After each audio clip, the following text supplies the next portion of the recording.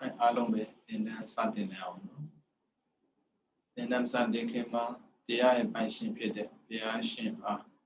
một là ta đông chỉ yêu sự bị chỉ có bù do cũng như mà sợ cái đó cha bà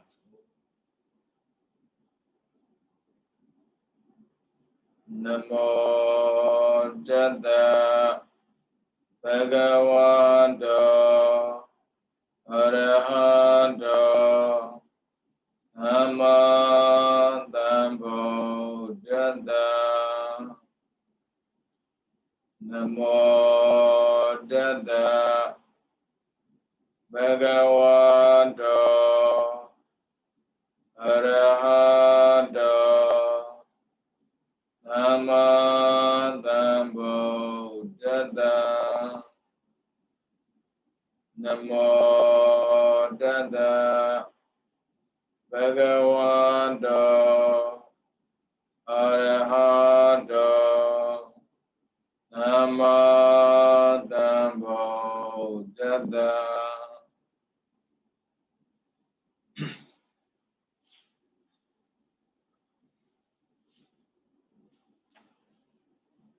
Nên tụi mình làm nhà lông mình làm á, thì nên nó thao nó sẽ được nên chào là vậy, sẽ đâu nhé, cho nên gần như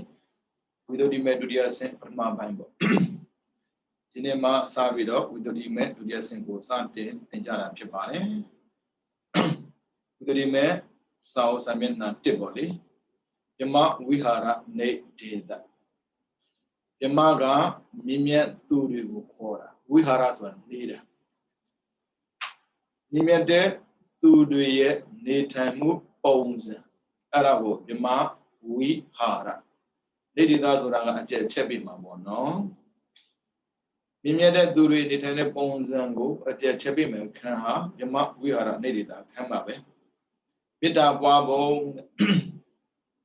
tu đuổi như thế nào đấy, biết đã corona mùi đã upek khá số sẽ lâu lê lâu nữa bọn nó, ở đó lê go như thế nào đấy, tại vì mẹ San ya de chi chin bong chin đi đi đến lúa để biểu mà bọn nó là cho một video đi mà go tên cha bị để trên cái sa bị đó biết đã go blue qua mía mà lấy bị đó biết đã san ya ở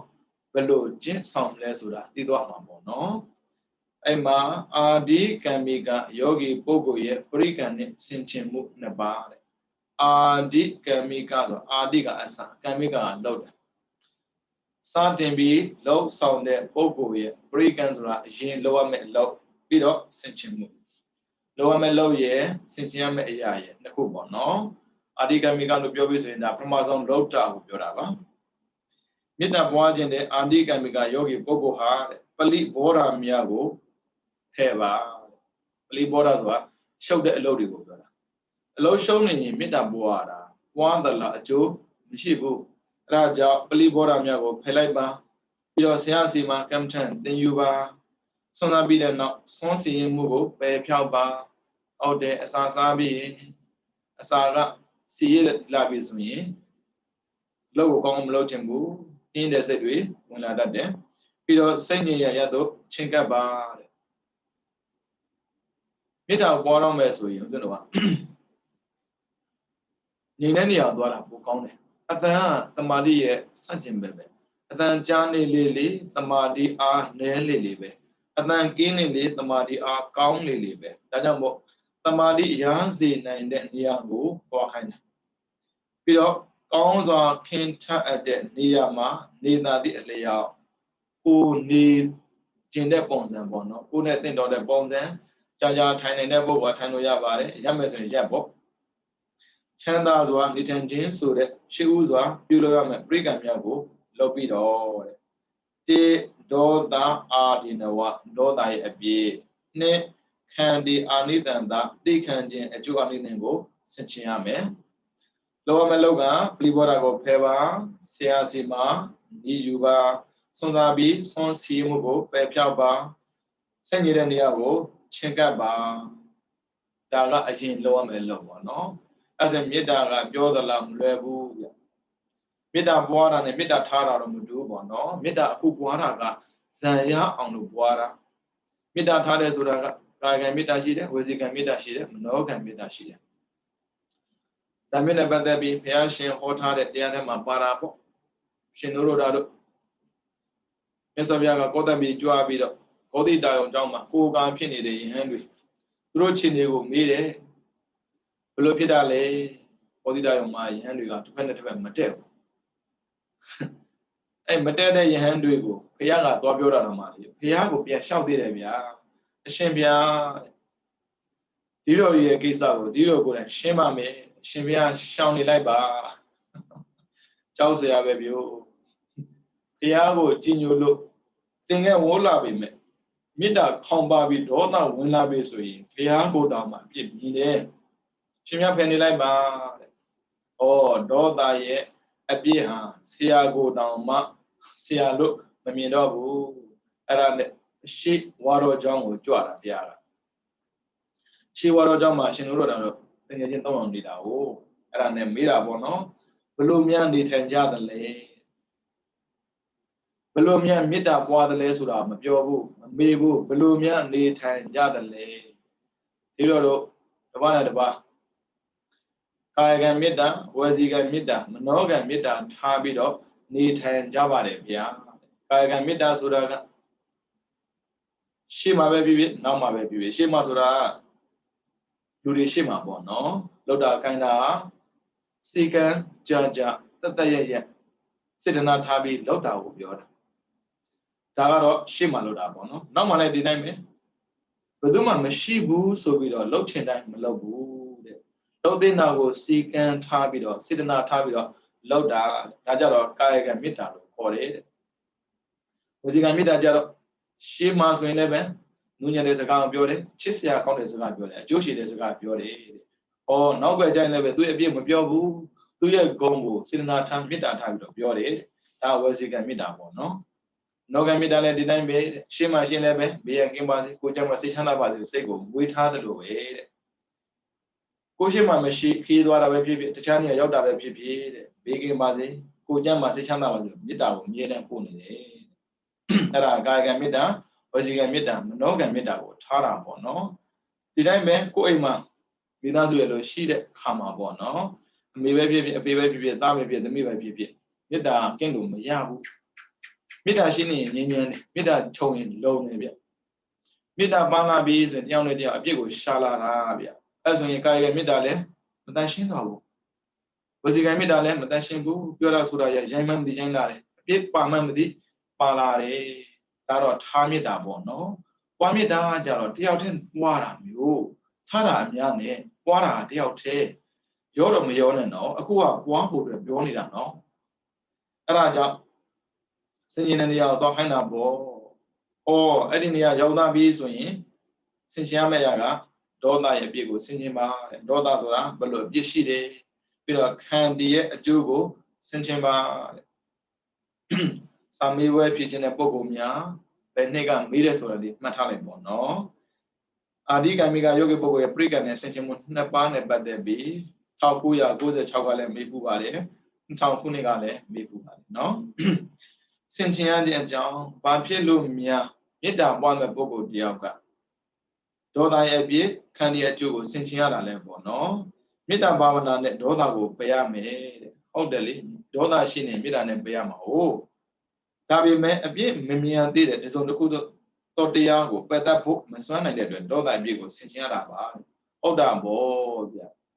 ပစ္စည်းတွေကိုပေါ်လွှတ်ပြမယ်ဆိုရင်ဒီပစ္စည်းမကောင်းဘူးမကြိုက်ဘူးဆိုတဲ့အကြောင်းတော့ပြနိုင်ရမယ်လေဘာဖြစ်လို့လွှတ်ပြတာလဲမကောင်းတော့ဘူးမကောင်းတော့လို့လွှတ်ပြတဲ့ဆိုရင်လူတိုင်းကလက်ခံတယ်လေလွှတ်ပြလိုက်ကွာလို့ပြောရုံနဲ့ပဲရပါမလဲဒီတိုင်းမှာပဲဒေါသဟာအပြည့်ရှိတယ်ဘာဖြစ်လို့ပယ်ရတယ်လဲဆိုရင်အပြည့်ရှိလို့ပယ်ရတာပေါ့ဒေါသရှိနေသေးတယ်၍တဲ့မေတ္တာပွားလို့မရတဲ့အတွက်ဒေါသကိုပယ်ရတာပါတဲ့နော်ပြီးတော့စာမျက်နှာနှစ်မေတ္တာဘာဝနာနဲ့သိခံခြင်းအကုန်ကိုရယူရမယ်ဟုတ်တယ်လူတွေကမေတ္တာထားတယ်မေတ္တာထားတယ်ဆိုတော့မှလေသိမခံဘူးဗျသိခံမေတ္တာထားရတယ်မေတ္တာထားရင်သိခံရတယ်သူကတွဲရဲ့သိမခံတာလဲဒေါသပဲမေတ္တာပြတ်တာလဲဒေါသပဲဒါကြောင့်မို့မေတ္တာရှိတယ်ဆိုတဲ့စကားနောက်မှာသိခံမှုပါတယ်သိခံမှုနဲ့အတူခွင့်လုံးပါပြီလားတချို့ကသိခံတယ်ပြောတယ်ခွင့်မလို့ဘူးတချို့ခွင့်လို့တယ်ပြောတယ်သိမခံဘူးဗျမရဘူးလေတရားဆိုတာကတရားကိုတရားတိုင်းလုံးမှတရားကကိုယ်စောင့်ရှောက်တာမျိုးလူတွေကပြောကြတယ်ဓမ္မဟဝေရကတိဓမ္မစာတယ်တရားကိုစောင့်တဲ့ပုဂ္ဂိုလ်တရားကပြန်စောင့်တယ်တရားကိုကိုယ်ကစောင့်ရင်တရားဘယ်လိုပြန်တော့စောင့်ပါလဲဗျအဲဒါကြောင့်မေတ္တာနဲ့သိခံခြင်းကိုရယူပါသိခံပါသိခံပါသိခံပါဒီမစိုးရင်ဆရာတော်ကြီးပေါ့နော်ပထမဆုံးတည်ထောင်တဲ့ဆရာတော်ကြီးပြောတယ်သိခံကြပါရှင်ပြဘယ်ဒီသိခံမလဲပြီးတော့သိမခံနိုင်တဲ့အထိသိခံကွာတဲ့ဘာကြံသေးတယ်သိမခံနိုင်တဲ့အထိသိခံဖို့ဆိုတာတကယ်သူတော်ကောင်းတွေလုပ်တဲ့အလုပ်ခန္တီဝါဒီယတိသိမခံနိုင်တဲ့အထိဆိုတာဒီခန္ဓာမှာလေနာရာကျင်တာကြိုက်တာခက်တာကိုတော့ကြုံရတယ်ဘာလို့ဒုက္ခပြီးတာကိုသိမခံနိုင်တဲ့အရာကိုသိခံအောင်ကြိုးစားရတယ်လောကမှာကိုယ်သဘောတိုင်းကြွကြော်ရမယ့်အရာနဲ့ကိုမကြိုက်တဲ့အရာဘယ်ပုံများလို့မှန်းကြည့်လိုက်ပေါ့နော်အဲဒါကြောင့်သိခံခြင်းကိုယူပါဒါပေမဲ့အကျိုးအနိသင်ကိုမသိရသေးတဲ့တစုံတစ်ခုသောတရားကိုရယူနိုင်ရင်မစွမ်းနိုင်တဲ့အတွက်သိခံခြင်းအကျိုးအနိသင်ကိုဆင်ခြင်ရတာပါတယ်ဘာဖြစ်လို့သိခံတာနဲ့ပတ်သက်ပြီးဆင်ခြင်ရတာလဲဆိုဟုတ်တာပေါ့သိခံတဲ့အတွက်ရလာမယ့်အကျိုးကိုမသိရင်ဘယ်သူမှသိမခံဘူးဆရာတော်ကပြောခုတယ်သိခံကြည့်လိုက်ကွာသိခံဖို့ခါသိတာမှန်တယ်တဲ့ဒါပေမဲ့ခါရစိတ်ဖက်ဝင်နေတော့တဲ့ဟုတ်တာပေါ့မလွယ်ဘူးသိခံဖို့မလွယ်ဘူးမေတ္တာထားဖို့မလွယ်ဘူးကိုယ်လည်းကိုယ်ချီကိုယ်တော့ကိုစိတ်ကြလှုပ်ချင်တဲ့လူတွေကလေသူများနေနေတဲ့အခါမှာသိခံဖို့ခွင့်တော့ဖို့ဆိုတာလွယ်တဲ့ကိစ္စတော့မဟုတ်ဘူးဗျအဲ့ဒါကြောင့်သိခံတဲ့အတွက်ရလာမယ့်အကျိုးကိုဆင်ခြင်ရတာပါတဲ့ဒေါသရဲ့အပြည့်ကိုဆင်ခြင်ပုံတာရကပေါ့နော်ငါရှေဘရဘိုင်ဒေါသဖြစ်စီအပ်တဲ့ဒေါသဟာမှန်မှုနှိမ့်ဆက်တဲ့စိတ်အလုံးကိုဆွဲဆောင်သွားတဲ့သူဟာတရားတွေကိုလည်းပဲတတ်တယ်ဒီလိုမျိုးစသည်ဖြစ်မြတ်စွာဘုရားကနေပြီးတော့သုတ်တန်ဒေသနာတို့ကိုဒေါသရဲ့အပြည့်နဲ့ပတ်သက်ပြီးဆင်ခြင်ဖို့အတွက်ဟောထားတာဟုတ်တာပေါ့ဒေါသစိတ်ထဲကိုဝင်လာပြီးဆိုရင်ပြီးတော့ဒေါသကမှန်မှုထားလိုက်ပြီးဆိုရင်အကျိုးပြေကိုဘယ်သူမှမသိတော့ဘူးအဲ့ဒါဒေါသဆွဲတဲ့နေရာပါသွားတော့လေလက်လုံးခြေလုံးဖြစ်တတ်တယ်တဲ့အဲ့ဒါမျိုးဘုရားရှင်ကနေပြီးတော့သုတ်တန်ဒေသနာတော်မှာဒေါသရဲ့အပြည့်ကိုဆင်ခြင်ဖို့အတွက်တရားတွေဟောပေးထားတာ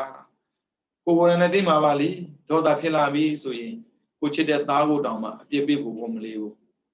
ကိုချစ်တဲ့ယောက်ျားကိုလည်းပဲပြန်ပြီးတော့ပြောဖို့မလေးဘူးဘယ်လောက်ထိလဲဆိုရင်ကိုသိအားကိုရပါတယ်ကိုကျင့်ကြိုးပါတယ်ဆိုတဲ့ဆရာသမုတ်ဆရာတော်တွေကိုအပြည့်ပြောဖို့လည်းမလေးတော့ဘူးဗျအဲ့ဒါဒေါသရဲ့အပြည့်ပဲဘာဖြစ်လို့လဲဆိုတော့ဒေါသဖြစ်စီထားတာဟုတ်အဲကြောင့်ဒေါသကိုဘာသာပြန်တဲ့နေရာမှာဒေါသကဒုသဆိုစကားလုံးလာတာဖြစ်စီတယ်ပျက်စီးတယ်ဖြစ်စီတယ်ဆိုတာသူများရဲ့စိတ်ကိုဖြစ်စီတာဘာဖြစ်လို့လဲဆိုတော့ကိုယ့်ရဲ့စိတ်ကပျက်စီးနေလို့တဲ့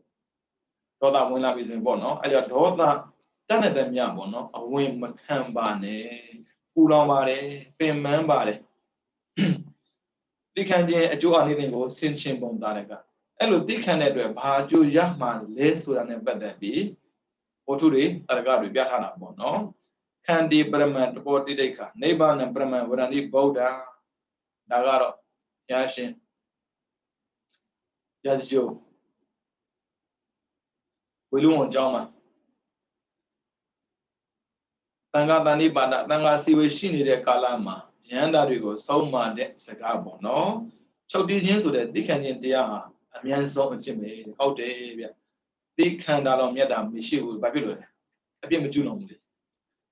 ခက်ပါတယ်သိခံတာခက်ပါတယ်ရှင်မြတ်ပြောသလားမလွယ်ဘူးဆိုမှန်တာပေါ့မလွယ်လို့သိခံခိုင်းတာပေါ့လွယ်ဘာလို့သိခံခိုင်းမှာလဲဗျအဲဒါကြောင့်ချုပ်တည်ခြင်းဆိုတဲ့သိခံခြင်းတရားဟာအမြန်ဆုံးပါပဲနိဗ္ဗာန်ကိုလည်းပဲအမြန်ဆုံးလို့ဘုရားရှင်ကမိတ်တော်မူထားတဲ့ဆိုတဲ့စကားပြီးတော့ခန္တီဗလံဗလာတိကတမဟံပြုမိပြမနံသိခံခြင်းဆိုတဲ့ခွန်အားရှိတယ်သိခံခြင်းဆိုတဲ့ခွန်အားစစ်တတ်ရှိတယ်အဲ့ဒီပုဂ္ဂိုလ်ကိုမကောင်းမှုကိုအပပြုရတဲ့ပြမနာလို့ခေါ်တယ်သိခံတဲ့ပုဂ္ဂိုလ်ဟာတဲ့ပြမနာမြင့်မြတ်တဲ့ပုဂ္ဂိုလ်မကောင်းတာကိုမလုပ်တော့ဘူး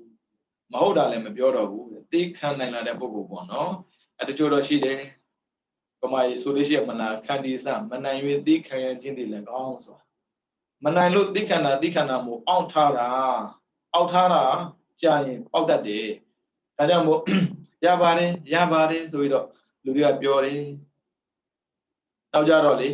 မင်းကျူးလွန်တာမင်းမှားတာနှစ်ခါသုံးခါရှိပြီနော်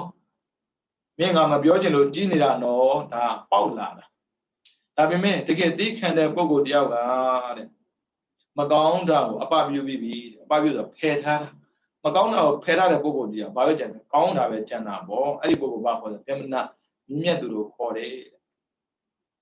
ပြီးတော့ခန္တီယဘေယောနဝိသတိသိခံခြင်းတဲ့တာလွန်တဲ့အကျိုးစီးပွားဆိုမရှိဘူးတဲ့ဟုတ်တယ်ဗျသိခံတယ်ဆိုတဲ့နေရာမှာလေလူကိုသိခံတာရဲ့အာယုံသိခံတာရဲ့လူကိုသိခံရင်ဒုစရိုက်မဖြစ်ဘူးဗျအာယုံကိုသိခံနိုင်ရင်အာကုသိုလ်ကင်းတယ်ဆိုပါစို့မျက်စိကမြင်ခြင်းနဲ့ဩမကြည့်တော့ပါဘူးလေလောဘရက်သွားတယ်နားကကြားခြင်းနဲ့မကြားအောင်မလုပ်တော့ပါဘူးလေဒီတိုင်းမသွားခြင်းနဲ့မသွားတော့ပါဘူးလေလှုပ်ခြင်းနဲ့မလှုပ်တော့ပါဘူးလေဆိုတော့အကုသိုလ်ကရမ်းမသိရက်သွားတယ်အဲဒါအာယုံကိုသိခံတာရဲ့လူကိုသိခံတာရဲ့သိခံရင်နိဗ္ဗာန်ရောက်တယ်ဆိုတဲ့စကားကြတော့ခန္ဓာမှာဖြစ်နေတဲ့ဒုက္ခကိုအသိနဲ့သိခံပြီးဉာဏ်နဲ့ဖော်ထုတ်တာဒါကြောင့်နိဗ္ဗာန်ထိရစေနိုင်တယ်တဲ့အဲကြောင့်ခန္တီယဘေယောနဝိသတိ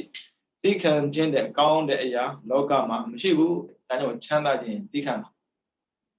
ချမ်းသာခြင်းဆိုစကားမှလေလူတွေရဲ့အတွေ့အကြုံမှာပစ္စည်းဥစ္စာတိုးတက်ခြင်းလို့တွေးမှာမဟုတ်ဘူးတိုးတက်တာနဲ့ချမ်းသာတာမတူဘူးဗျပစ္စည်းကတိုးတက်တာစိတ်ကချမ်းသာတာနော်အဲကြောင့်သိခံတာတဲ့ကောင်းတဲ့တရားမရှိဘူးဆိုတဲ့စကားနဲ့ပတ်သက်ပြီးမြတ်စွာဘုရားကခန္တီနဲ့ပတ်သက်ပြီးအမျိုးမျိုးဟောထားတာပေါ့တဲ့ကြည့်အောင်မေတ္တာဘာဝနာပွားများသင်ခြင်းအကြောင်းနှစ်ပါးဘာဖြစ်လို့မေတ္တာပွားတဲ့ဒါလဲပေါ့နော်မြင်ပြတဲ့အပြစ်ရှိတဲ့ဒေါသမှာစိတ်ကိုကင်းကွာစေခြင်းအကျိုးဟာလည်းကောင်းမြင်ထားတယ်ဒါပေမဲ့ဒေါသဖြစ်လာတာမချက်ဘူးပြီးတော့တရားပြည့်တဲ့အကျိုးအနည်းနဲ့ရှိတဲ့သိခံခြင်းနဲ့စိတ်ကိုရှင်တွဲစေခြင်းကလည်းကောင်းသိခံတဲ့အတွက်ရလာမယ့်အကျိုးကိုသိထားတယ်လူတွေကထုံးစံပေါ့လေမြင်ထားတာပဲဖြစ်ကြားထားတာပဲဖြစ်မကြိုက်ဘူးဆိုရင်စိတ်ထဲမှာစွဲနေတာအဲ့ဒါဘာဖြစ်လဲဆိုတော့သူ့ကိုမပြောဘူးဆိုတော့မှသူနဲ့ပတ်သက်သူကိုနဲ့ပတ်သက်သူကိုပြောလို့ရှိတယ်သိလားဟိုကောင်လေးတစ်စက်မှကြည့်လို့မရဘူးဘလို့ဟာမှန်းကိုမသိတာမြင်ခဲ့တဲ့အရာကိုလေမကျေနပ်တဲ့ပုံစံနဲ့သူများကိုချပြောတယ်အဲ့ဒါကြောင့်တဲ့မြင်ပြည့်တဲ့အပြည့်ရှိတဲ့ဒေါသမှာစိတ်ကိုကင်းကွာစေခြင်းကြိုးဒေါသမဖြစ်အောင်နေနိုင်တဲ့အကျိုးပြီးတော့တရားပြည့်တဲ့အကျိုးအနည်းနဲ့ရှိတဲ့သိခံခြင်းနဲ့စိတ်ကိုရှင်တွဲစေခြင်းဒီလိုမျိုးအကျိုးကိုသိတဲ့အတွက်စိတ်ကိုသိခံလိုက်ပြီးဆိုရင်အပြည့်ကကင်းသွားမယ်ပြီးတော့စိတ်တွေကငြိမ်ချမ်းလာမယ်ပေါ့နော်ဒီအကျိုးတရားတွေရှိလို့မေတ္တာဘာဝနာပွားသင့်တာပေါ့တဲ့ဟုတ်တယ်ဒေါသဖယ်ဖို့ရယ်ကောင်းတဲ့အကျိုးရဖို့ရယ်နှစ်ချက်ကြောင့်မေတ္တာပွားတာရမယ်နော်ပထမကဒေါသဖယ်ပြဖို့ ကိုယ့်ရဲ့စိတ်ထဲမှာဒေါသမရှိအောင်မေတ္တာပွားရမယ်ပြီးတော့ကောင်းတဲ့အကျိုးကိုရဖို့မေတ္တာပွားရမယ်မေတ္တာပွားဖို့အတွက်အကြောင်းနှစ်ပါးပေါ့နော်ပြီးတော့မေတ္တာကိုပွားတဲ့အခါမှာပေါ့နော်စွတ်ဆက်ပြီးမေတ္တာကိုမပွားရဘူးအခုဆိုရင်မေတ္တာပို့လို့မရတဲ့လူတွေလည်းကိုယ့်ရဲ့ဘဝထဲမှာရှိကောင်းရှိနေနိုင်ပါတယ်မေတ္တာပို့လို့မရတဲ့လူဆိုတာတော့မရှိဘူးပေါ့နော်မေတ္တာရင်ပို့တဲ့သူမပို့တဲ့သူတော့ရှိတာပေါ့ကြည့်အောင်နော်ဘာဝနာကိုပြည့်စုံတတ်တဲ့ပုဂ္ဂလဒေါသ6မျိုးဘာဝနာဆိုတာမေတ္တာပွားတာကိုရတ္တစေနိုင်တဲ့ပုဂ္ဂိုလ်6ယောက်ပုဂ္ဂလဆိုတာပုဂ္ဂိုလ်ဒေါသကအပြည့်ဒီလိုပုဂ္ဂိုလ်မျိုးတွေကိုမေတ္တာအရင်ပို့မလားမပို့ဘူးလားအရင်ကဆိုရင်တန်တရားရှိနေတတ်တယ်ပေါ့နော်ဒါကြောင့်မို့ဘုရားကနေပြီးတော့မေတ္တာပွားတဲ့ပုဂ္ဂိုလ်တွေဘယ်ပုဂ္ဂိုလ်အရင်ပွားမလဲဘယ်ပုဂ္ဂိုလ်မပွားရလဲစသည်ဖြင့်သိအောင်ပြထားတာတိအပိယပုဂ္ဂိုလ်မချင်းမနှိမ့်တဲ့ပုဂ္ဂိုလ်မုန်းတဲ့သူကိုမေတ္တာစာပွားရင်လည်းပဲမေတ္တာပြည့်တယ်ပြီးတော့နှစ်အတိတ်ပိယပုဂ္ဂိုလ်တားချစ်တဲ့ပုဂ္ဂိုလ်မေတ္တာရင်မပို့အောင်တားချစ်တဲ့ပုဂ္ဂိုလ်မေတ္တာပို့ရင်ချစ်တဲ့စိတ်တွေပေါ်လာတတ်တယ်မုန်းတဲ့ပုဂ္ဂိုလ်မေတ္တာပို့ရင်ဒေါသထွက်လာတတ်တယ်တားချစ်တဲ့ပုဂ္ဂိုလ်မေတ္တာပို့ရင်ချစ်ချင်းတရားတွေပေါ်လာတတ်တယ်သုံးမေဇတာပုဂ္ဂိုလ်ချစ်လည်းမချစ်ဘူးမုန်းလည်းမမုန်းဘူးဘယ်လိုပုဂ္ဂိုလ်မျိုးလဲဆိုရင်ဦးဇင်းတို့အင်္ဂါနေပြီးတော့လမ်းကိုဆင်းတဲ့အခါမှာလမ်းမှာတွေ့တဲ့လူတွေလို့ပေါ့လမ်းမှာတွေ့တဲ့လူတွေအများကြီးပဲအဲ့ဒီပုဂ္ဂိုလ်သိလည်းမသိဘူးခင်လည်းမခင်ဘူးချစ်လည်းမချစ်ဘူးအဲ့ဒီပုဂ္ဂိုလ်မျိုးရာမချစ်မမုန်းတဲ့ပုဂ္ဂိုလ်တွေပြီးတော့၄ဝေရီရန်သူကမုန်းတာနဲ့မတူသေးဘူးနော်မုန်းပြီးမှရန်သူဖြစ်လာမှာရန်သူကြတော့တွေးတာနဲ့ရိုက်မယ်ဆိုတာကြီးပဲနှက်မယ်ရိုက်မယ်နှက်မယ်ချမယ်ဆိုတဲ့လူတွေအဲ့ဒါရန်သူခေါ်တယ်ပြီးတော့ငါလိန်ကဝိသဘာကပုဂ္ဂိုလ်လိန်ပင်ခွဲပြတဲ့ပုဂ္ဂိုလ်ဆိုလိုတာကယောက်ျားနဲ့မိန်းမတူပါဘူးမိန်းမနဲ့ယောက်ျားလည်းမတူဘူးအဲ့ဒါကိုလိန်ကဝိသဘာကလို့ခေါ်တယ်ပြီးတော့6ကာလကတပုဂ္ဂိုလ်သေသွားတဲ့ပုဂ္ဂိုလ်တွေ6ယောက်နော်အဲ့ဒီပုဂ္ဂိုလ်6ဦးဟာမေတ္တာပေါင်းဘာနာကိုပျက်စီးစေတတ်တဲ့အတွက်ပုဂ္ဂလဒေါသ6ယောက်လို့ခေါ်ပါတယ်အဲ့ဒီမှာအပိယပုဂ္ဂိုလ်မုံတဲ့ပုဂ္ဂိုလ်အတိတ်ပိယတားချစ်တဲ့ပုဂ္ဂိုလ်မေဇတာအလဲလက်ပုဂ္ဂိုလ်ဝေရီရန်သူတွေကိုပထမဆုံးမေတ္တာမပွားပါနဲ့တဲ့မှတ်ထားနော်ပထမဆုံးမေတ္တာမပွားတဲ့ပုဂ္ဂိုလ်၄ယောက်ရှိတယ်မုံတဲ့သူရဲ့တားချစ်တဲ့သူရဲ့ကိုလုံးဝမသိတဲ့သူရဲ့ကိုရန်ရှာမဲ့သူရဲ့၄ယောက်အဲ့ဒီ၄ယောက်ကိုပထမဆုံးမေတ္တာမပွားပါနဲ့မေတ္တာလုံးဝမပွားတာမဟုတ်ဘူးနော်မေတ္တာပွားမယ်မေတ္တာပွားမယ်ဒါပေမဲ့ပထမဆုံးပူဇော်ပေးနေတဲ့မေတ္တာမပွားနဲ့ဟုတ်ပြီနော်ပြီးတော့လိင်္ဂဝိသဘာကပုဂ္ဂိုလ်ကိုတိတ္တပန်ချပြီးမပွားသင့်ဘူးတဲ့လိင်္ဂဝိသဘာကဆိုယောက်ျားကအမျိုးသမီးကိုအမျိုးသမီးတယောက်တည်းကွက်ပြီးတော့မေတ္တာမပို့တဲ့အဲ့ဒါပြောတာတိတ္တပန်ချပြီးမေတ္တာမပွားဘူးတဲ့ပြီးတော့ကာလကတပုဂ္ဂိုလ်ကြတော့ဘယ်တော့မှမေတ္တာမပို့နဲ့ဥပမာဆိုပါစို့ကိုအမေဦးစင်မမေဆုံးသွားပြီဆုံးသွားတဲ့အမေကိုမေတ္တာဘယ်တော့မှမပို့အောင်ဘာဖြစ်လို့လဲလူကမရှိတော့ဘူးသိသွားပြီဒါဆိုရင်ဘာပို့တာလဲဆိုရင်နောင်ဘဝကူးသွားတဲ့သရဝကိုမေတ္တာပို့တာဒီဘဝမှာရှိနေတယ်ဆိုပါစို့ဦးစင်အမေကဒေါ်တန်းငွေခေါ်တယ်ဒေါ်တန်းငွေဘေးရန်ကင်းပါစေကိုကြမ်းပါစေချမ်းသာပါစေကြိုက်သလားပို့မေတ္တာပို့လို့မရအောင်ဘာဖြစ်လို့မရှိလို့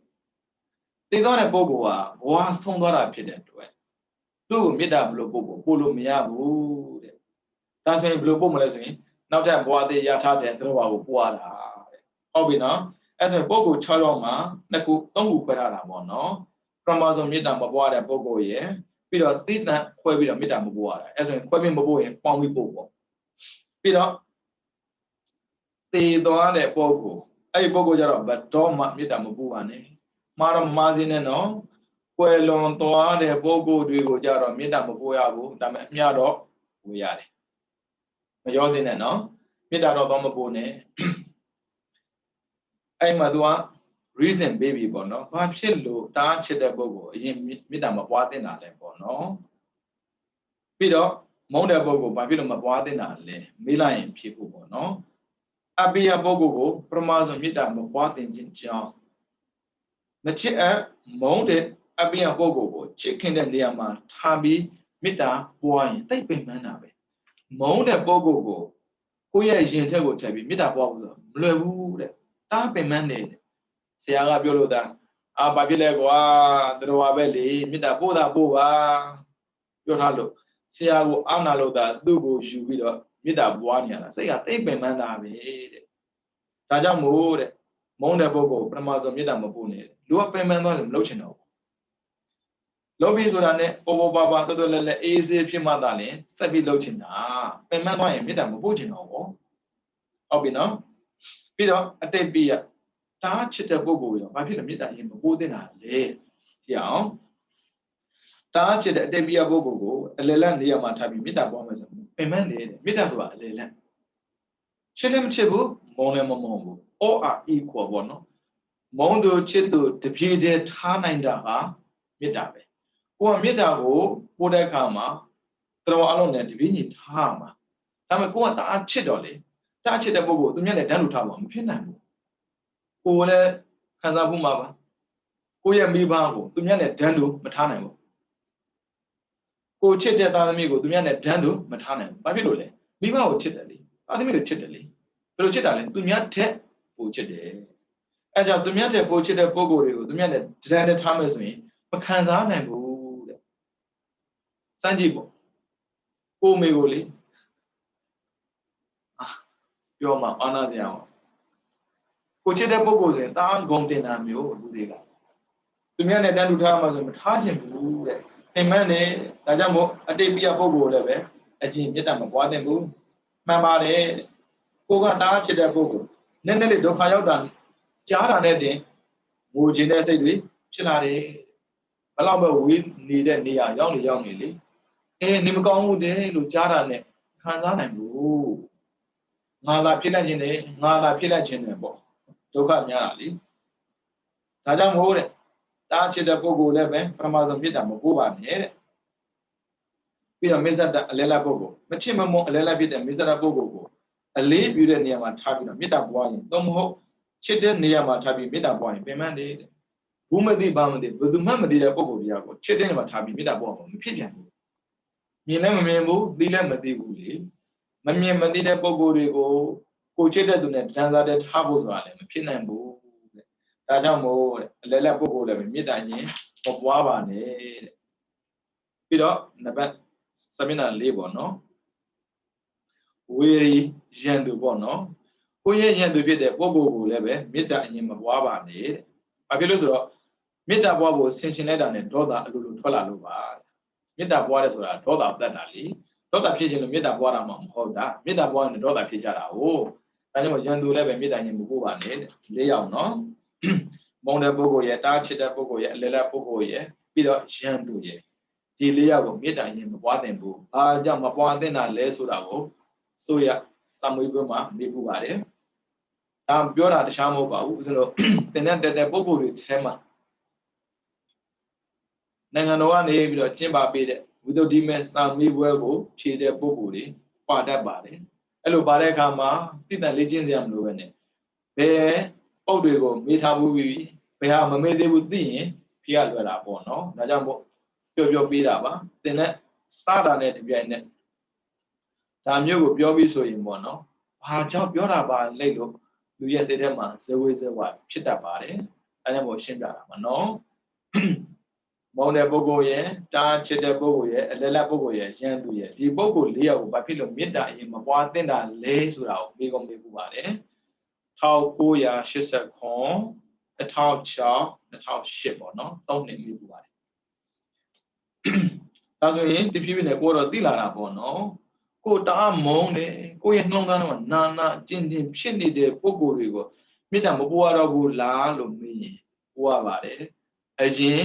ပို့လို့မရတာပါနော်လူတွေကတော့တော်တော်များပြောရတယ်ဆိုပါစို့တချို့ဆိုရင်မေတ္တာပို့တဲ့နေရာမှာတောင်မှရှင်မလွဲ၍တော်အားလုံးဘေးရန်ကင်းကြပါစေအလုံးဝင်အိမ်ရှိက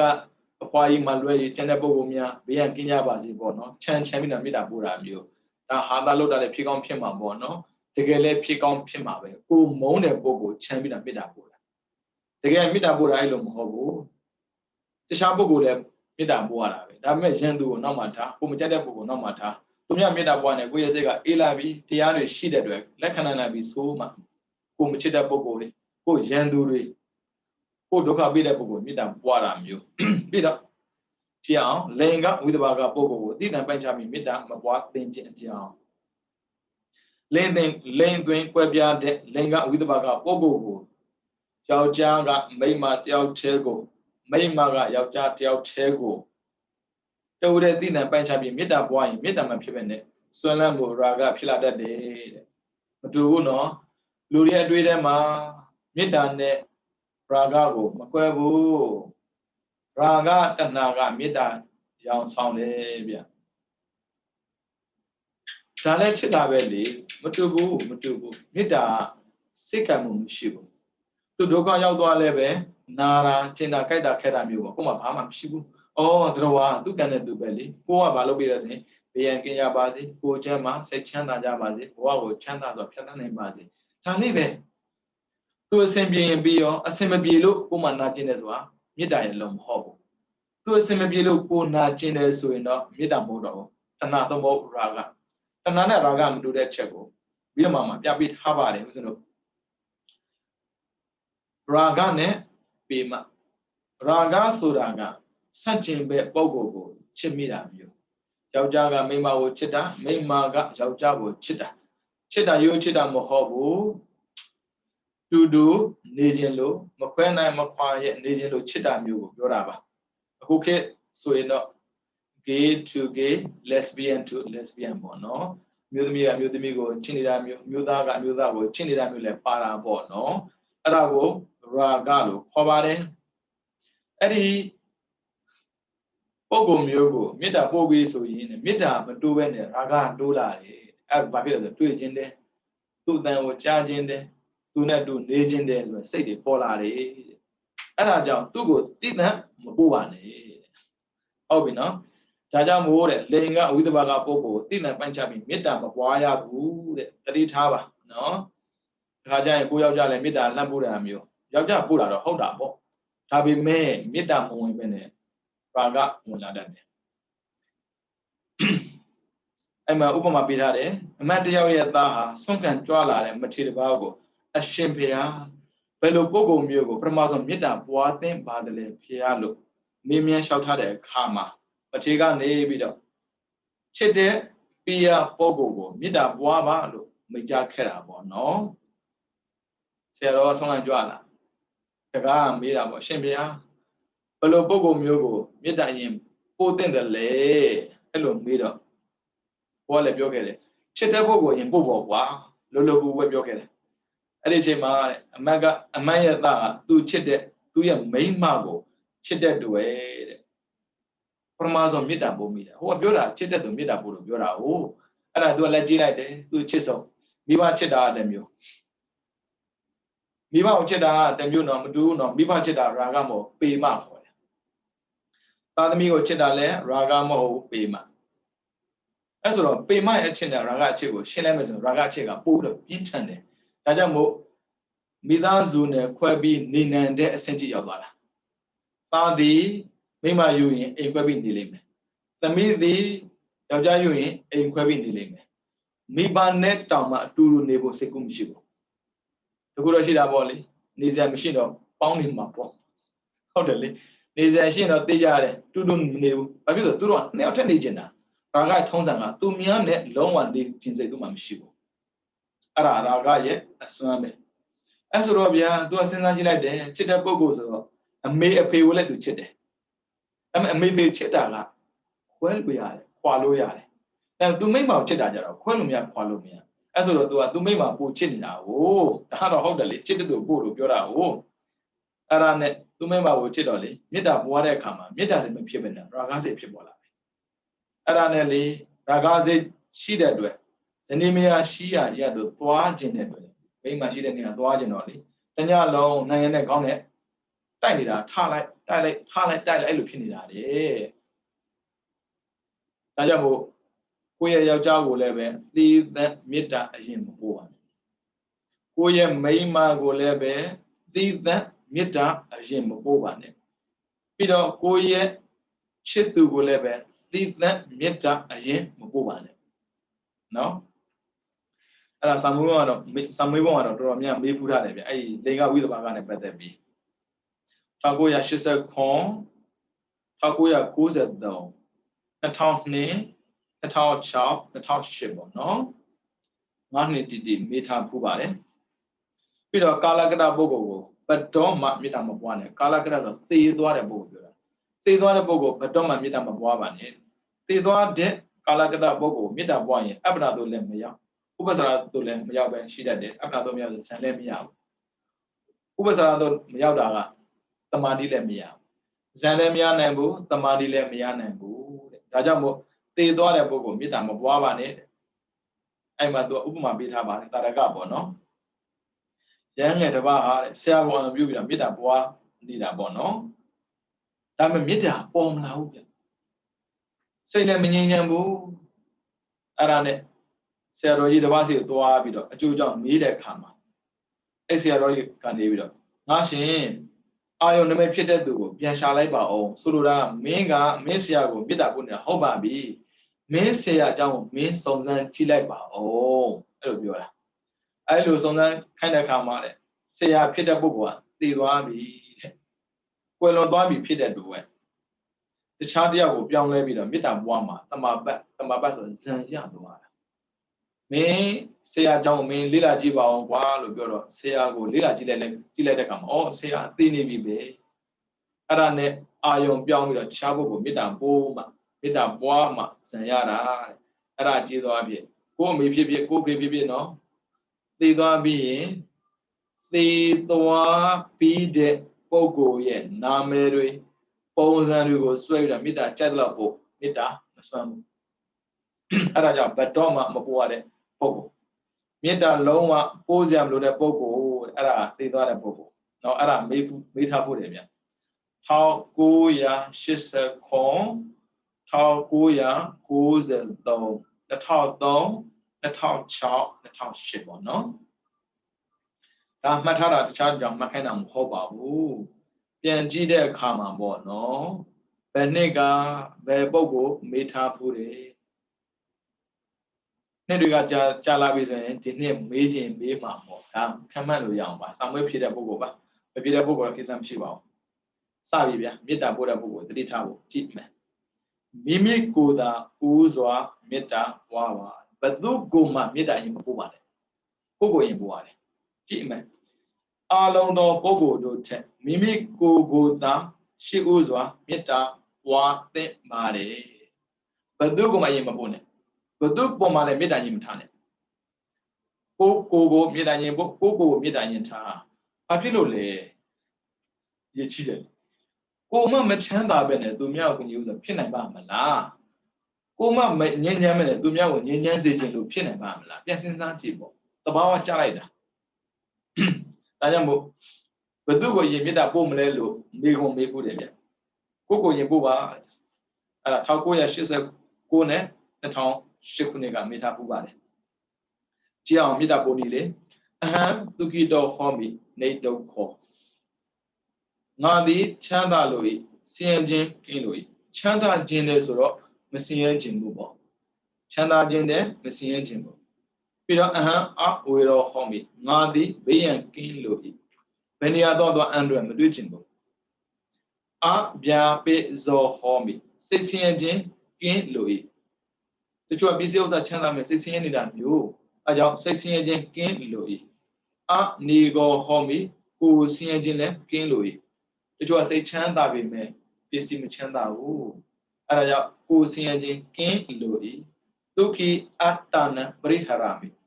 ချမ်းသာနဲ့ပြည့်စုံသည်ဖြစ်၍မိမိကိုယ်ကိုဆောင်ရွက်ရနိုင်ပါလို့ချမ်းသာနဲ့ပဲဘဝကိုဖြတ်သန်းခြင်းတယ်ပေါ့ဗျာမေးကြည့်ဒီမေတ္တာပို့တဲ့ထက်မှာကိုမကြိုက်တာဘာပါလဲလို့ချမ်းသာခြင်းနဲ့မဆင်းရဲခြင်းဘူးဘေးကင်းခြင်းနဲ့ကိုရောစိတ်ပါချမ်းသာခြင်းနဲ့သေတဲ့အထိချမ်းသာသွားခြင်းတယ်ဆိုတာဘယ်လောက်ကောင်းလဲအဲလူတိုင်းလူခြင်းတဲ့အရာပဲလေအဲကြောင့်မေတ္တာပွားတယ်ဆိုတာရံပွားလို့ရတာမျိုးမဟုတ်ဘူးသူကြောင့်လည်းသူကြည့်ပြီးပွားရတာမျိုးဟုတ်ပြီနော် အဲ့မှာပါဠိတော်စကား3ရက်နဲ့မဆန့်ကျင်ပုံတဲ့ဒါကိုကိစ္စမရှိဘူးကြော်လိုက်မယ်အောင်ဆုံးစာပဲကိုကြည့်မယ်အပ္ပနာမဖြစ်ပေမဲ့ကိုကိုကိုပထမဆုံးမေတ္တာပွားခြင်းကြောင့်ကိုကိုကိုမေတ္တာပို့တာတော့ဟုတ်ပါပြီဇံရမှာမို့လို့လားတမာရီရမှာမို့လို့လားမဟုတ်ဘူးဇံရလို့မဟုတ်ဘူးကြည့်အောင်ငါဒီချမ်းသာလို့စသည်ဖြင့်အနှစ်တရာကာလပတ်လုံးအနှစ်တစ်ထောင်ကာလပတ်လုံးအနှစ်တရာပဲဖြစ်ဖြစ်အနှစ်ထောင်ပဲဖြစ်ဖြစ်နေညမပြတ်ဘလောက်ပဲကိုကိုမေတ္တာပွားနေပါစေတဲ့အပ္ပနာမဖြစ်နိုင်ဘူးဆိုလိုတာဇံမရနိုင်ဘူးဇံမရရင်မြမမဖြစ်နိုင်ဘူးနှစ်တရာလုံးမစားဘဲနဲ့ကိုကိုမေတ္တာပို့နေနှစ်တစ်ထောင်လုံးမစားဘဲနဲ့မနာဘဲနဲ့ကိုကိုမေတ္တာပို့နေတဲ့ကြက်တလောက်ပို့တဲ့ဇံဘတော့မှမရနိုင်ဘူးတဲ့ဒါပေမဲ့တဲ့ငါဆင်းရဲကိုဆက်ဆုပ်ပြီးချမ်းသာကိုအလိုရှိသလိုအသက်ရှင်နေလို့ပြီးတော့သိခြင်းကိုအလိုမရှိသလိုတခြားသောတရားတွေကလည်းပဲဒီလိုပဲဖြစ်မှာပဲဆိုတဲ့ကိုသက်တည်ပြုရအခြားတရားတို့ရဲ့အကျိုးစီးပွားကိုလိုလားခြင်းကိုချင်းစာတရားဖြစ်ပေါ်နိုင်တဲ့အတွက်အပ္ပနာမဖြစ်ပေမဲ့ကိုပထမဆုံးပွားတာပါတဲ့ဆိုလိုတာကကိုချင်းစာတရားထားနိုင်အောင်လို့ကိုမေတ္တာပို့တာကိုချမ်းသာခြင်းသူများလည်းချမ်းသာခြင်းပါပဲကိုမဆင်းရဲခြင်းသူများလည်းမဆင်းရဲခြင်းတစ်စိတ်ရှိမှာပဲကိုအသက်ရှင်ပြီးတော့ဘဝကိုအေးစေးဖြတ်သန်းခြင်းတလို့သူများလည်းဖြတ်သန်းခြင်းမှာပဲဆိုတဲ့ကိုချင်းစာတရားရလာနိုင်တဲ့အတွက်ကိုမေတ္တာအရင်ပို့တာပါတဲ့ဇံရခြင်းလို့မေတ္တာအရင်ပို့တာမဟုတ်ဘူးဒါဆိုရင်ဘာဖြစ်လို့ကိုမေတ္တာအရင်ပို့ရတာလဲဆိုတဲ့မေးခွန်းကိုလည်းမေးဖို့ပါတယ်1992 2003နှစ်ပေါ့နော်ကိုချင်းစာတရားနဲ့ပတ်သက်ပြီးတော့ထားတင်တဲ့အကြောင်းမြတ်ဗုဒ္ဓကဟောကြားထားတဲ့တရားကိုထုတ်ပြထားပါတယ်သဗ္ဗတိတအနုပရိက္ခမစေတတနေဝေဇဂပိယတရမတ္တနာကွာစီဧဝံပိယောပုထုအတ္တပရိသံတတမနဟိတေပရမတ္ထကာမောအလုံးစုံသောအယံမျက်နှာတို့သို့ဆင်ပြလှည့်လည်ကြည့်ရှုပေမဲ့လို့ကိုယ်ထဲတာလွန်ပြီးချရတဲ့ပုဂ္ဂိုလ်ဘယ်နေရာမှမတွေးနိုင်ပါဘူးကိုကလွဲပြီးတော့တခြားသောသူတွေဟာလည်းပဲကိုလိုပဲသူတို့ကိုသူတို့ချစ်မှာပဲလေကိုတော်မှကိုချစ်တဲ့ရင်သူလည်းသူ့ကိုချစ်မှာပေါ့ဒါကြောင့်မို့ကိုရဲ့စီးပွားချမ်းသာကိုအလိုရှိတဲ့ပုဂ္ဂိုလ်ကသူများကိုနှိမ့်ဆက်နေတဲ့ဟုတ်တာပေါ့အတ္တနဲ့စေပြည့်ရစေညာနာနံပါပေနတန်ယူစေကိုချင်းသူများဒုက္ခမပေးနဲ့ဘာဖြစ်လို့လဲကိုချစ်တဲ့ဆိုတဲ့စကားတော့သူများဒုက္ခပေးသူများကိုဒုက္ခပေးမှာလေကိုချစ်လားပါရဲဆိုတဲ့ခန္ဓာကိုသူများဒုက္ခပေးမှာပဲကိုမျက်နှာလားရဲဆိုတဲ့စိတ်ကိုလည်းပဲစိတ်ဆင်းရဲသူများလုံးမှာပဲဒါကြောင့်မို့ဘုရားကနေပြီးတော့အရင်ဆယ်မျက်နှာမှာရှာကြည့်လိုက်ပါရှေးနောက်တောင်မြောက်ရှေးတောင်နောက်တောင်ပြီးတော့အထက်အောက်စသည်ဖြစ်ပေါ့နော်အရင်ဆယ်မျက်နှာမှာရှာကြည့်လိုက်ပါတဲ့ဘယ်နေရာမှကိုထက်ချရတဲ့ပုဂ္ဂိုလ်မတွေ့နိုင်ဘူးငါကငါကိုအချစ်ဆုံးဖြစ်တယ်လို့ပဲတဲ့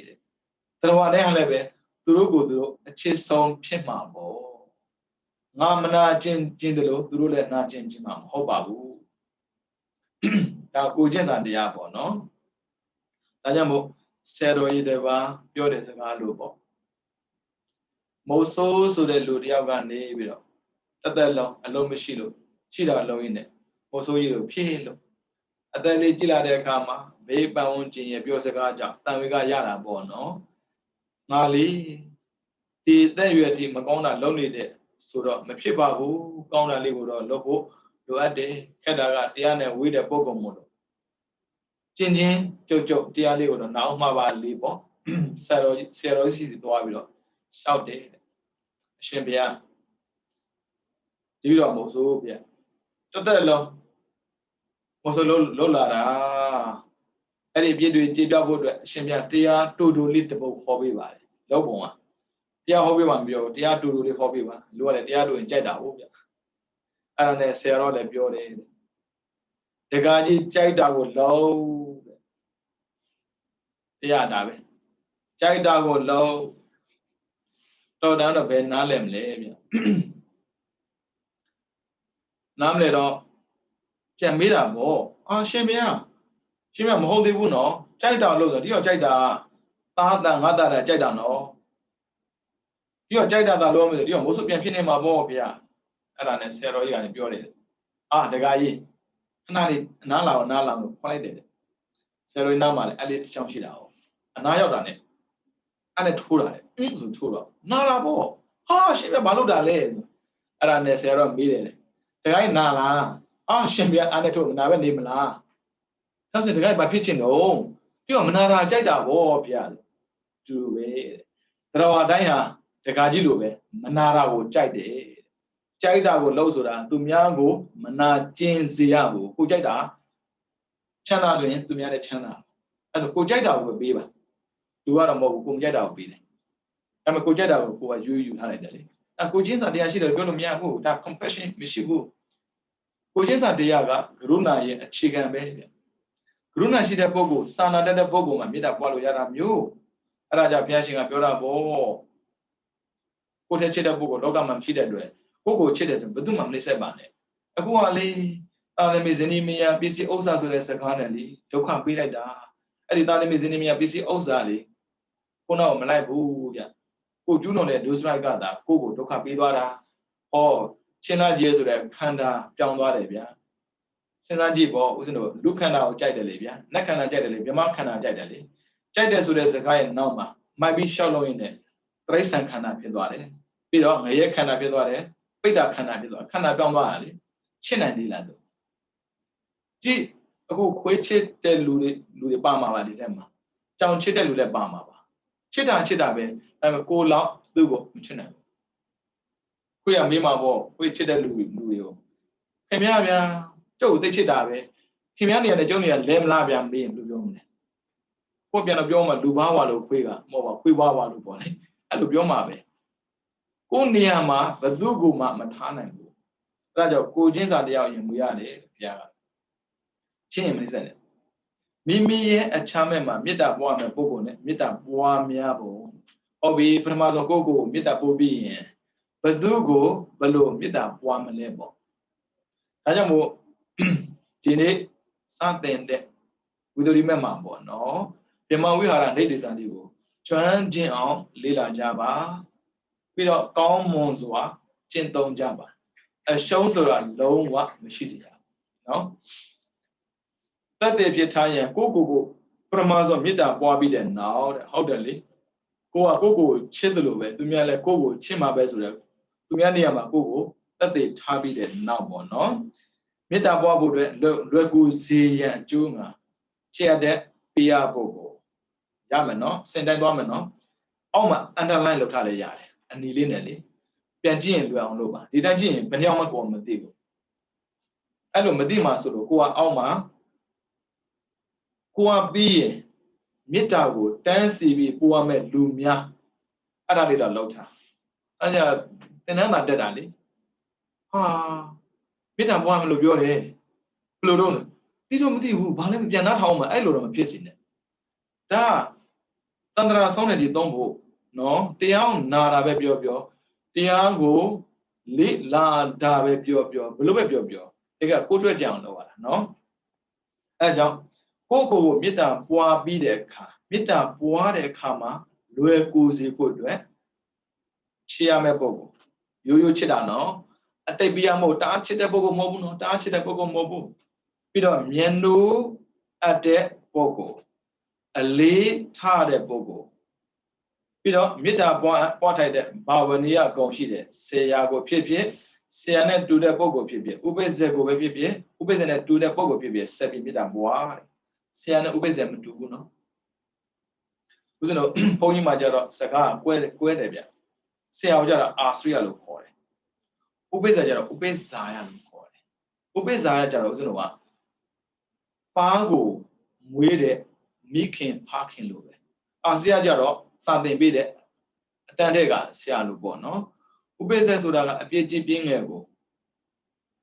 ကြည့်ရှုမပြတ်ဆုံးမတတ်တဲ့ပုဂ္ဂိုလ်ကိုဥပိ္ပဇေလို့ခေါ်တယ်အဲ့ဒါအရင်ကလေ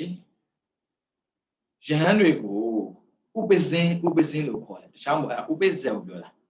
ဥပိ္ပဇင်းတွေကမြင်ကြားသိတဲ့နေရာမှာဆုံးမတတ်လို့ဥပိ္ပဇင်းလို့ရေးတယ်နောက်ပိုင်းကျတော့ဘာဖြစ်လဲပူဇင်းဖြစ်သွားတာဒါကလာသိအောင်ပေါ့နော် ရင်လို့မခေါ်ဘူးပေါ့နော်ဒါကြောင့်မို့ဆရာနဲ့တူတဲ့ပုဂ္ဂိုလ်ဖြစ်ဖြစ်ဥပိ္ပဇ္ဇကိုဖြစ်ဖြစ်ဥပိ္ပဇ္ဇနဲ့တူတဲ့ပုဂ္ဂိုလ်ဖြစ်ဆက်ပြီးမေတ္တာပွားပါတဲ့ပွားများပုံမှာချရတဲ့ပိယပုဂ္ဂိုလ်မျက်နှာရတဲ့မနာပပုဂ္ဂိုလ်ဖြစ်မဲ့ဆိုရင်ချရခြင်းမျက်နှာရခြင်းအကြောင်းဖြစ်တဲ့ပေကံချင်းမြင်မှုချစ်ဖွယ်စကားပြောဆိုမှုကိုအောင်မေ့ဆင်ခြင်ပြီးကံကြည်တန်ပြီးမေတ္တာမပိုခံဘူးဘာဖြစ်လို့ချစ်တဲ့ပုဂ္ဂိုလ်မေတ္တာပွားတာလဲဘာဖြစ်လို့မျက်နှာတဲ့ပုဂ္ဂိုလ်မေတ္တာပွားတာလဲချစ်စရာမျက်နှာစရာဂုဏ်ကိုအရင်ဆင်ခြင်လိုက်ပါချစ်စရာဂုဏ်မျက်နှာစရာဂုဏ်ကငါ့ကိုလေတိတ်ဦးစားပေးတာပဲစားစရာဆိုလဲအရင်ကျွေးတာနေစရာဆိုရင်အရင်ပေးတာအိုးသိကျေးဇူးများတာပေါ့အဲ့လိုမျိုးပေါ့နော်ကိုဂယူဆိုင်တဲ့ဂုဏ်တွေကိုဆင်ခြင်အောင်မေ့ပြီးဧတတပရိတောအဲ့ဒီသူတော်ကောင်းဟာသူကိဟောတို့ချမ်းသာနဲ့ပြည့်စုံပါစေဒေတောကောဟောတို့ဆင်ခြင်းကင်းဝေးပါစေစသဖြင့်မေတ္တာပွားပါတဲ့မေတ္တာကိုအရင်မပို့နဲ့နော်တကားတို့တကားမတို့ဂုဏ်ကိုအရင်ဆင်ခြင်ရတယ်အခုမဟုတ်ဘူးအားပြီးဆိုမေတ္တာဘေးကင်းကြပါစေကိုကြမှာဆင်ခြင်ဘေးကင်းကြပါစေဘာလို့တာလဲဂုဏ်အရင်ဆင်ခြင်ရင်ဒေါသပါသွားတယ်အဲ့တော့ဒေါသပါပြီးမှမေတ္တာပွားတော့မေတ္တာစွမ်းတာပေါ့အခုကမဟုတ်ဘူးဒေါသတွေပါမဆင်ခြင်နဲ့ဘေးကင်းကြပါစေကိုကြမှာဆင်ခြင်ပါစေမဲပတိကံလို့လေဘေးကင်းကြပါစေဘာရမှာဘာမှမရအောင်အဲ့ကြောင့်ဂုဏ်ကိုအရင်ဆင်ခြင်ပါအိုးဒီပုဂ္ဂိုလ်ကလေငါ့ကိုလူရဝင်အောင်လည်းပဲနေလံပြပေးခဲ့တယ်မရှိတဲ့ပစ္စည်းများကိုလည်းပဲချီးမြှောက်ပေးခဲ့တယ်အိုးကျေးဇူးတင်ဖို့ကောင်းလိုက်တာ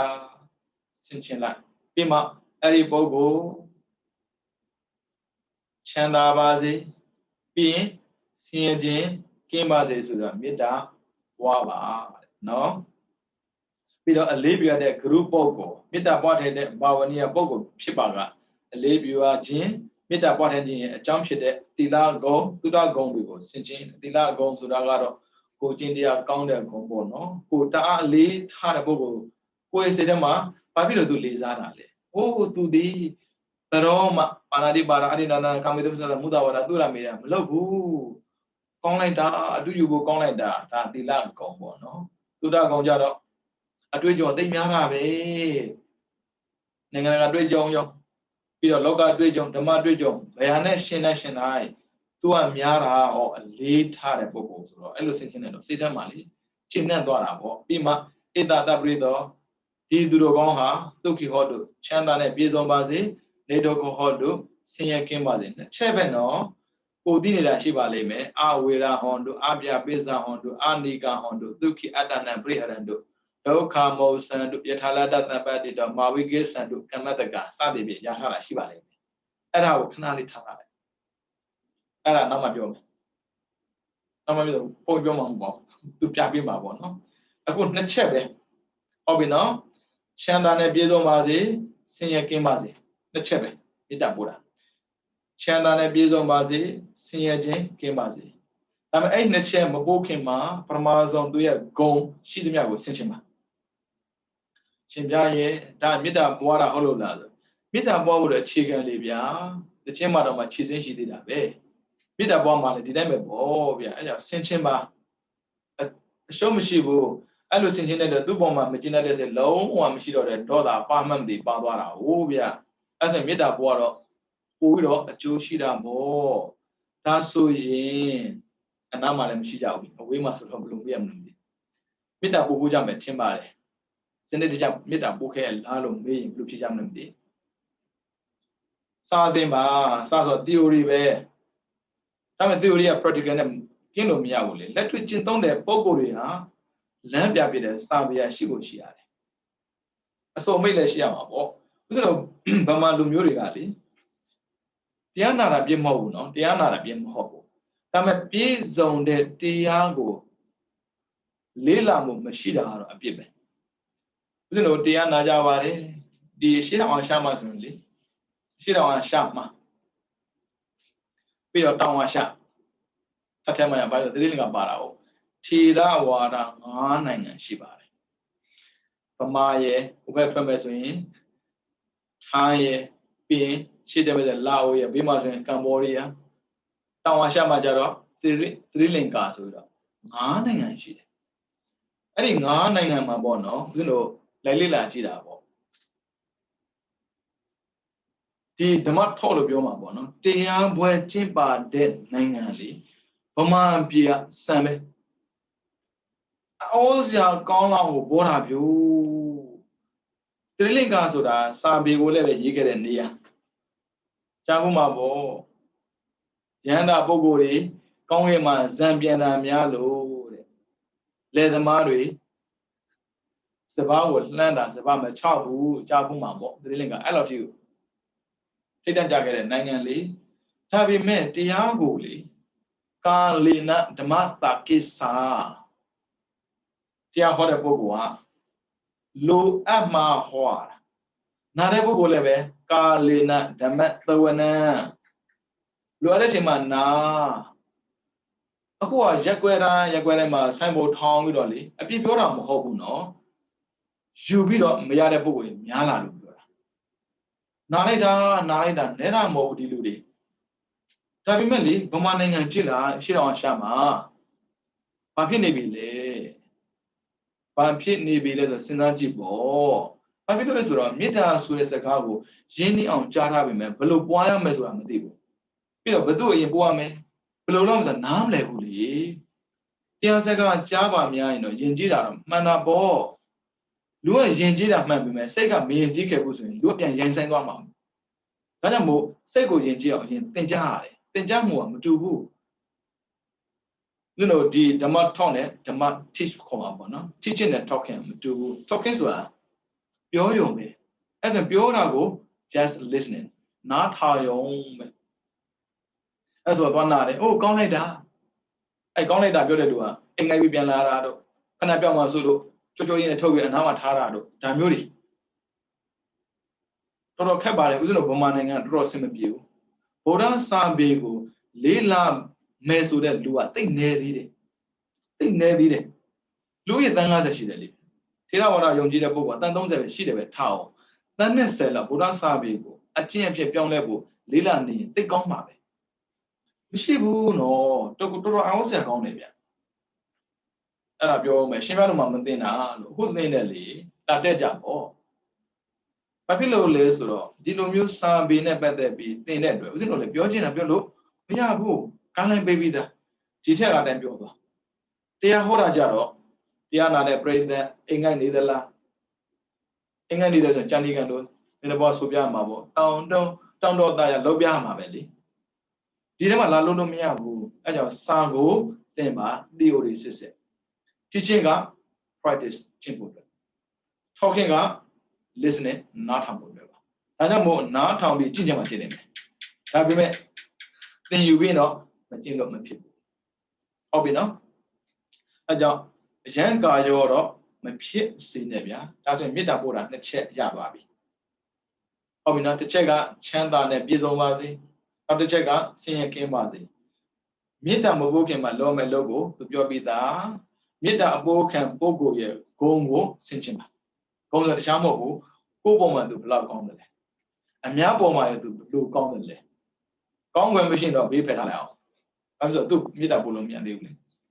ငါ့ကိုဘယ်လောက်ထိနှိမ့်ဆက်တယ်လဲငါ့ကိုအပြစ်ဖြစ်အောင်ဘယ်လောက်လုပ်တယ်လဲဆိုဒါမစဉ်းစားနဲ့ခဏထားလိုက်ဟုတ်ပြီနော်စဉ်းစားမယ်လို့ဟုတ်ပြီဒီမှာတံပေဒပြုလုပ်ခြင်းဒီမှာတံပေဒခေါ်နေပယ်ပြက်ခြင်းကိုပြုခြင်းတဲ့ဆိုရင်ဒါဇံရဘုရားပြောတာနော်ဒီမှာဆိုတာတိမ်ကိုပြောတာတံပေဒဆိုတာတိုက်ဖြစ်တာဦးဇင်းတို့ပုံကြောင်းလေးမှာဆိုရင်တိမ်လို့ရှိတယ်တိမ်ဆိုတခြားမဟုတ်ဒီမှာခွက်ချထားတာဒီမှာရဲ့အဓိပ္ပာယ်ကတိမ်မဟုတ်ဘူးလွတ်လပ်ကူနဲ့ပမာကနေပြီးတော့ပါဠိကိုလေဖြတ်ပြီးတော့တိမ်ကိုခေါ်တာမူရင်းအဓိပ္ပာယ်ကခွက်ချတာ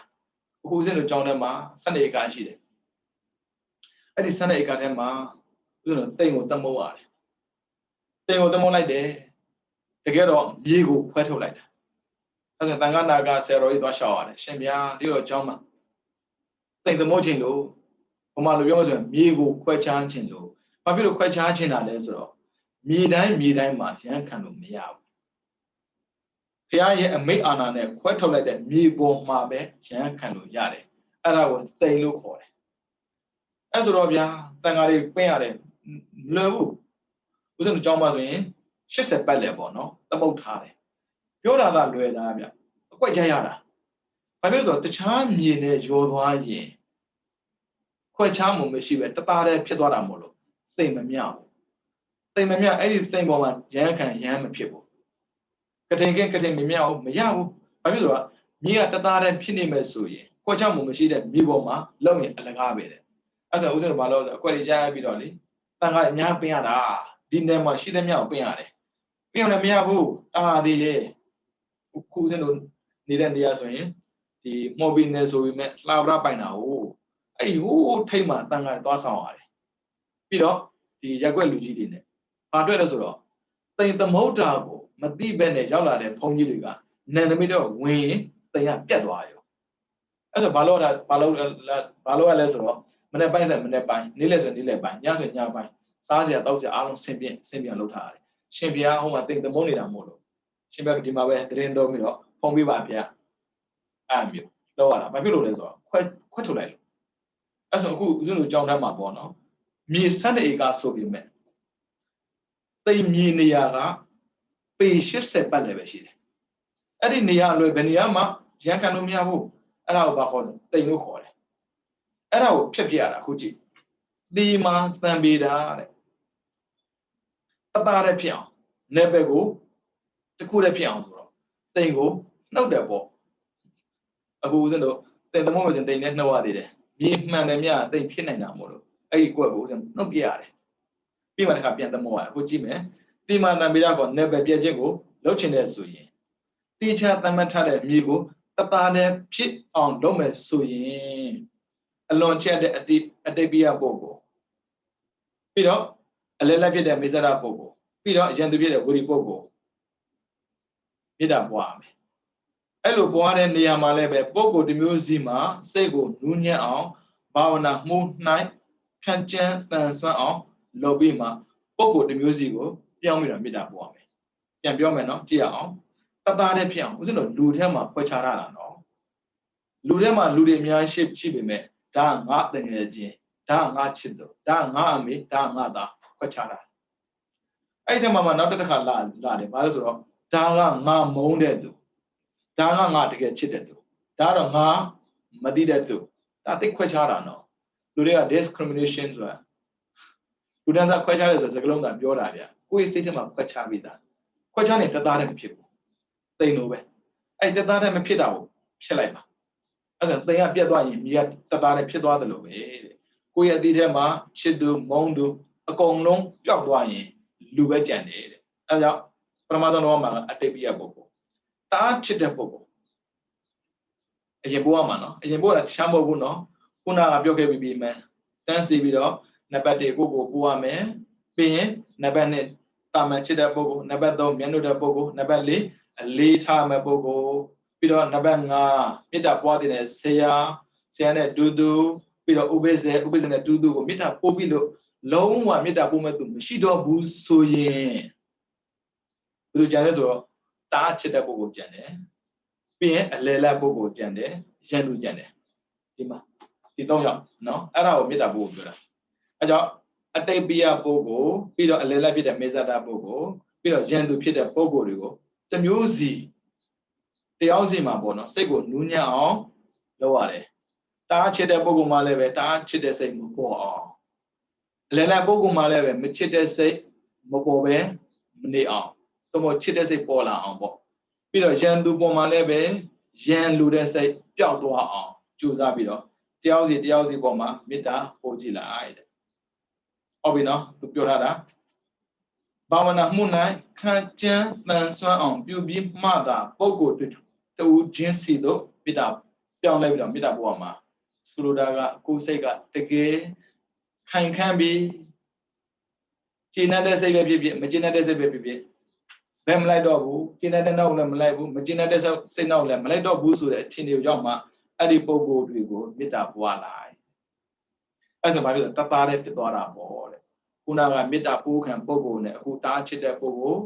ပြီးတော့မတိတဲ့ပုဂ္ဂိုလ်ပြီးတော့ရန်သူဆိုတဲ့ပုဂ္ဂိုလ်တသားတည်းဖြစ်သွားမှာပေါ့အဲ့တော့ဒီမှာတန်ပေတာစိတ်ကိုခွဲခြားဆိုတခြားမဟုတ်ဘူးမြေတသားတည်းဖြစ်သွားတယ်လို့လူတွေကိုတသားတည်းဖြစ်အောင်မေတ္တာပွားတာ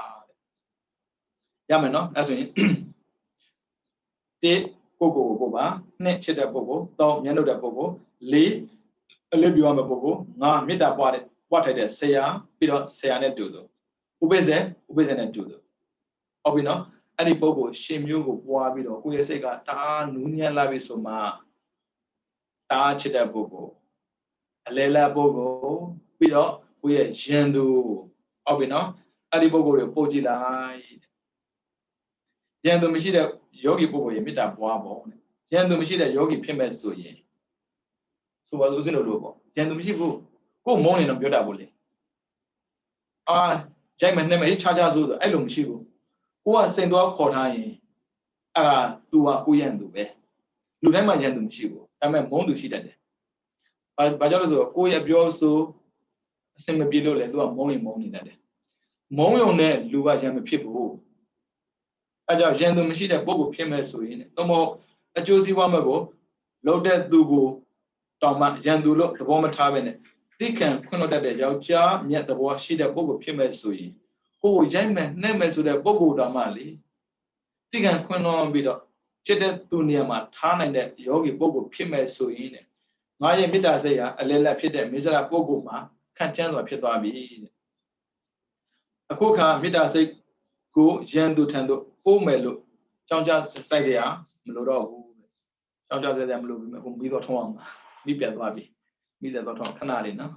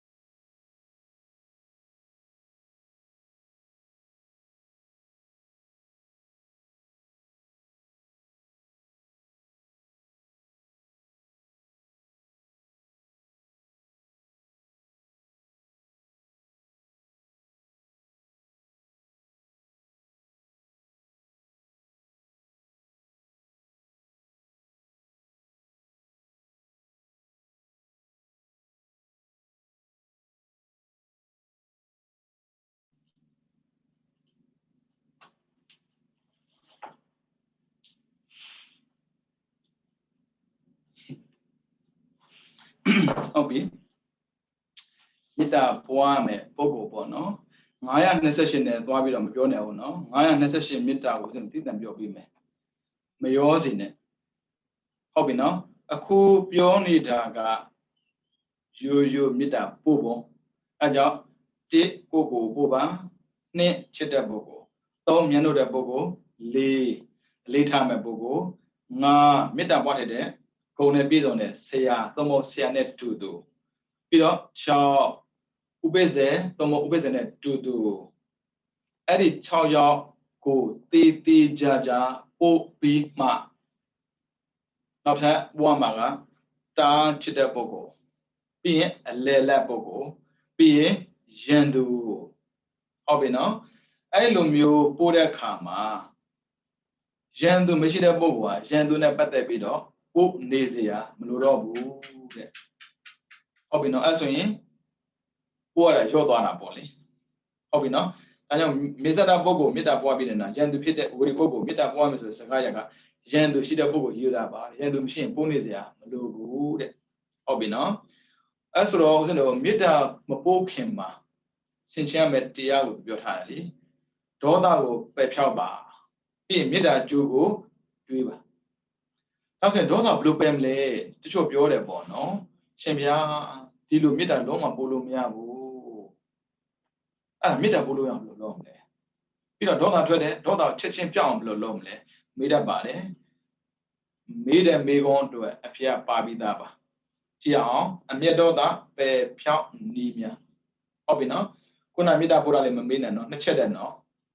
သူကနှစ်ချက်တဲ့928ကျတော့4ချက်လာပါအခုကနှစ်ချက်တဲ့ချမ်းသာနဲ့ပြည့်စုံပါစေပြီးရင်ဆင်းရဲခြင်းကင်းပါစေနှစ်ချက်တဲ့ပို့ရင်မပို့ကအားလုံး9ယောက်ရှိမှာပေါ့ဟုတ်ပြီနော်အမျက်ဒေါသပယ်ဖြောက်နေများဒေါသဖြစ်လာရင်ဒေါသကိုပယ်ဖို့အတွက်ရန်သူကိုမေတ္တာပို့တဲ့ယောဂီပုဂ္ဂိုလ်ကအဲ့ဒီရန်သူက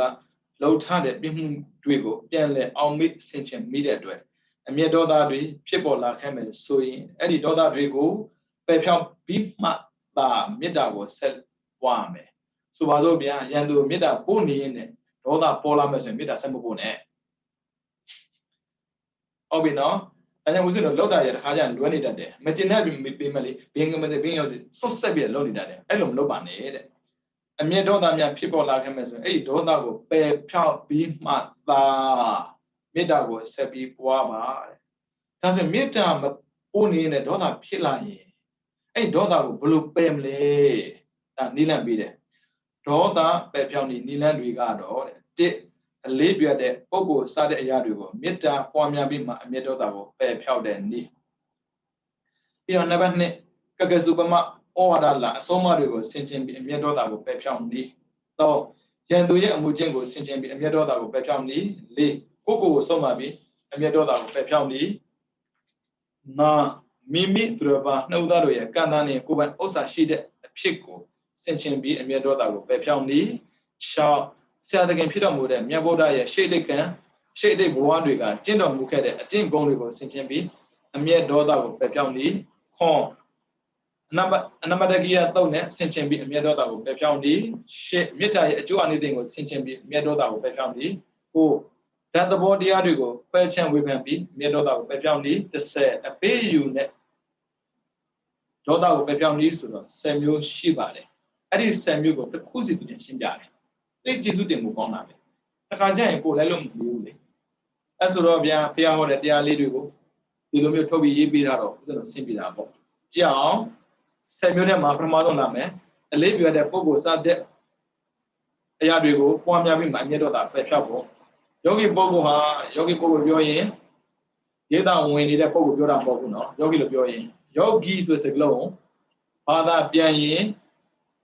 မေတ္တာပွားရင်မေတ္တာနဲ့ရှင်နေသူယောဂီဆိုရှင်ထားတာတွဲဆက်ထားတာမေတ္တာပို့တဲ့ပုဂ္ဂိုလ်ကမေတ္တာနဲ့အမြဲတမ်းကပ်ပြီးတော့ပွားတဲ့ပုဂ္ဂိုလ်ယောဂီခေါ်တယ်ဒီတိုင်းပဲအာနာပါနဝင်သက်ထွက်သက်ဝင်သက်ထွက်သက်အဲ့ဝင်သက်ထွက်သက်နဲ့ကိုယ့်ရဲ့စိတ်ကိုတွဲကပ်ထားတာယောဂီခေါ်တယ်ဒီတိုင်းပဲသီလယူထားတဲ့ပုဂ္ဂိုလ်ကသီလကိုမပြောင်းထိန်းထားတဲ့ယောဂီခေါ်ပါတယ်နော်အခုကမေတ္တာပွားနေတာမဟုတ်လို့မေတ္တာပွားတဲ့ယောဂီပေါ့ဘောတော့ကျန်းတယ်ဟောပြောမှရမယ်ကြားတော့ကြားလို့ပါတယ်ဒါကြရင်လူရောမလဲအားမရဘူးပေါ့နော်ဒီကပြောတဲ့စကားများကြားရောကြားရလားမသိဘူးပေါ့ဒီကអော်လဲရတာဘောတော့နောက်ချေမိုးအကျန်းတယ်ဟုတ်ပြီနော်ယောဂီပုဂ္ဂိုလ်ဟာ ဒီနေရာမှာမေတ္တာပွားမဲ့သူဟာဉာဏ်သူနဲ့ပတ်သက်ပြီးအမျက်ဒေါသဖြစ်ပေါ်နေမယ်ဆိုရင်တဲ့အလေးပြုအပ်တဲ့သူစားတဲ့ပုဂ္ဂိုလ်တွေထဲမှာတယောက်ယောက်တူသောပုဂ္ဂိုလ်မှအဖန်လည်းမေတ္တာဇံကိုဝင်စားပြီးအဲ့ဒီမေတ္တာဇံမှာထပ်ပြီးမှသာဉာဏ်သူပုဂ္ဂိုလ်အဖန်လည်းမေတ္တာပို့တော့မေတ္တာတော်ကိုပြောင်းမယ်သူဘာပြောတယ်လဲဆိုတော့ကိုကသူ့ကိုမေတ္တာပို့တယ်ဉာဏ်သူမေတ္တာပို့တာပေါ့နော်ဒါမဲ့လေဒေါသထွက်လာရောဒေါသထွက်လာအဲ့ပုဂ္ဂိုလ်မပို့နဲ့ကိုအလေးထားတဲ့ပုဂ္ဂိုလ်ကိုအောင်ပြုလိုက်ဥပမာဆိုပါစို့ဆရာပေါ့နော်ဆရာအောင်ပြုတယ်ဆရာအောင်ပဲမေတ္တာပို့ဆရာမေတ္တာပို့ရင်ဘာဖြစ်လဲဆိုတော့မေတ္တာဇံခေါ်တယ်အဲ့မေတ္တာထဲမှာစိတ်ကဝင်စားသွားပြီးဆိုမှအဲ့ဆရာကိုဖြုတ်ပြီးတော့ဆရာကိုပွားတဲ့နေရာမှာအဲ့ရန်သူကိုအစားထိုးပြီးမေတ္တာပွားပါလို့ပြောတာအဲ့ဒါတနည်း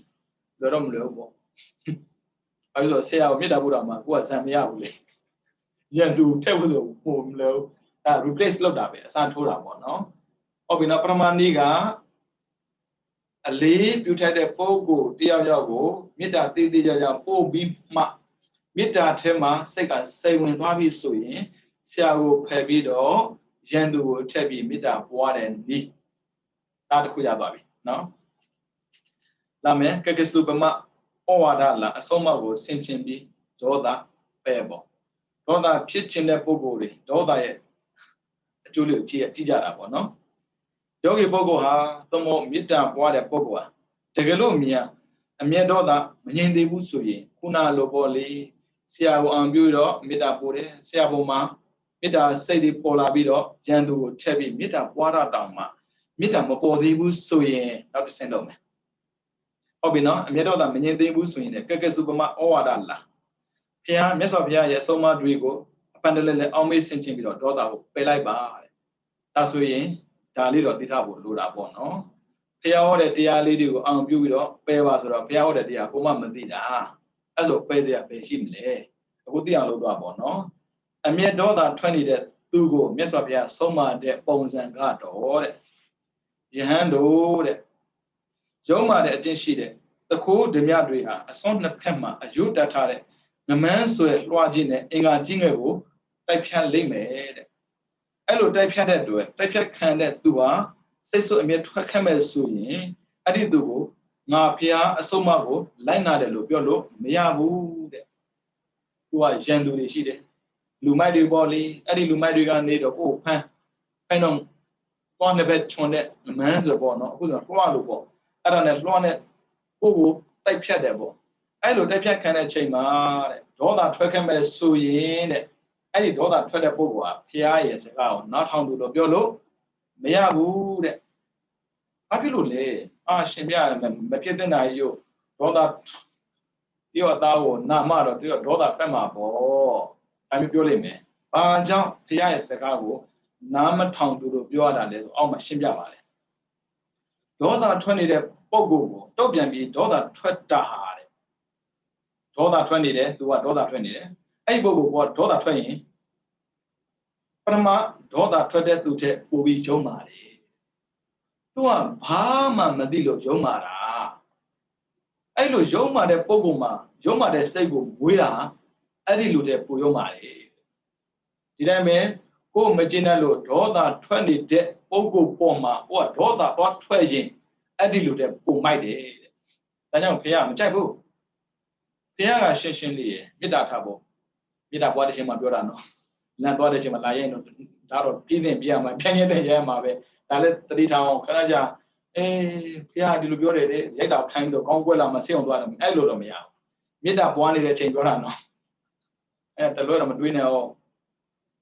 အဲ့ကြောင့်မေတ္တာပြည့်အောင်ဖြစ်တဲ့ပုဂ္ဂိုလ်မှာကိုကဒေါသသွားထွက်ရင်အဲ့ဒီမေတ္တာပြည့်ဖြစ်တဲ့သူတဲ့ကိုမိုက်တယ်ဒါဆိုရင်မိုက်မခံနဲ့မတန်ဘူးလူတွေကလေတော်တဲ့လူတွေနဲ့လည်းနှမ်းရှင်ကျင်ကြတယ်သူတော်တယ်လို့ငါလည်းတော်တာပေါ့မိုက်တဲ့လူကြတော့အဲ့လိုမဟုတ်ဘူးသူမိုက်တယ်လို့ငါလည်းမိုက်တာပေါ့လို့မပြောပေမဲ့သူမိုက်တဲ့အတိုင်းကိုကလိုက်မိုက်တတ်တယ်သူဆဲရင်ကိုဆဲတယ်သူဒေါသထွက်ကိုဒေါသထွက်တယ်အဲ့ဆိုရင်သူ့လူကိုလိုက်ရရောက်တယ်သူကမတင်တဲ့လူကိုဆဲတော့ကိုကပြန်ဆဲတယ်လေအဲ့ အဲ့ဆိုတော့သူနဲ့ကိုယ်ကတူတူပြန်ဖြစ်သွားတာဒါကြောင့်မို့ဆဲသူကိုမဆဲပါနဲ့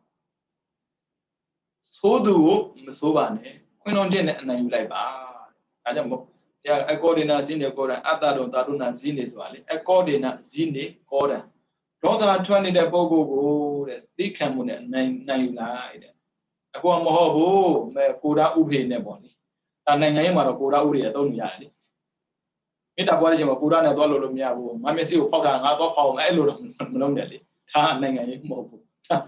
ဖာသာရေးအဲ့ဒါတခါကျရင်ရောလို့မရတာရှိတယ်တခါကျရင်ရောထလို့ရတာရှိတယ်ဒါအခုမေတ္တာပွားနေတဲ့အချိန်မို့လို့မရောပါနဲ့မေတ္တာပွားတာမို့လာပြီးတော့တုတ်ပြန်နေဆိုတော့ပြန်ချရင်လည်းချားမှာပေါ့လေပြန်ချတဲ့လည်းချားမှာပေါ့ငါမေတ္တာပွားနေတာမဟုတ်ဘူးတော့ပြောလိုက်ဟုတ်ပြီနော်ပရမအမျက်ထွက်တဲ့သူတဲ့ပို့ပြီးရုံပါတယ်တဲ့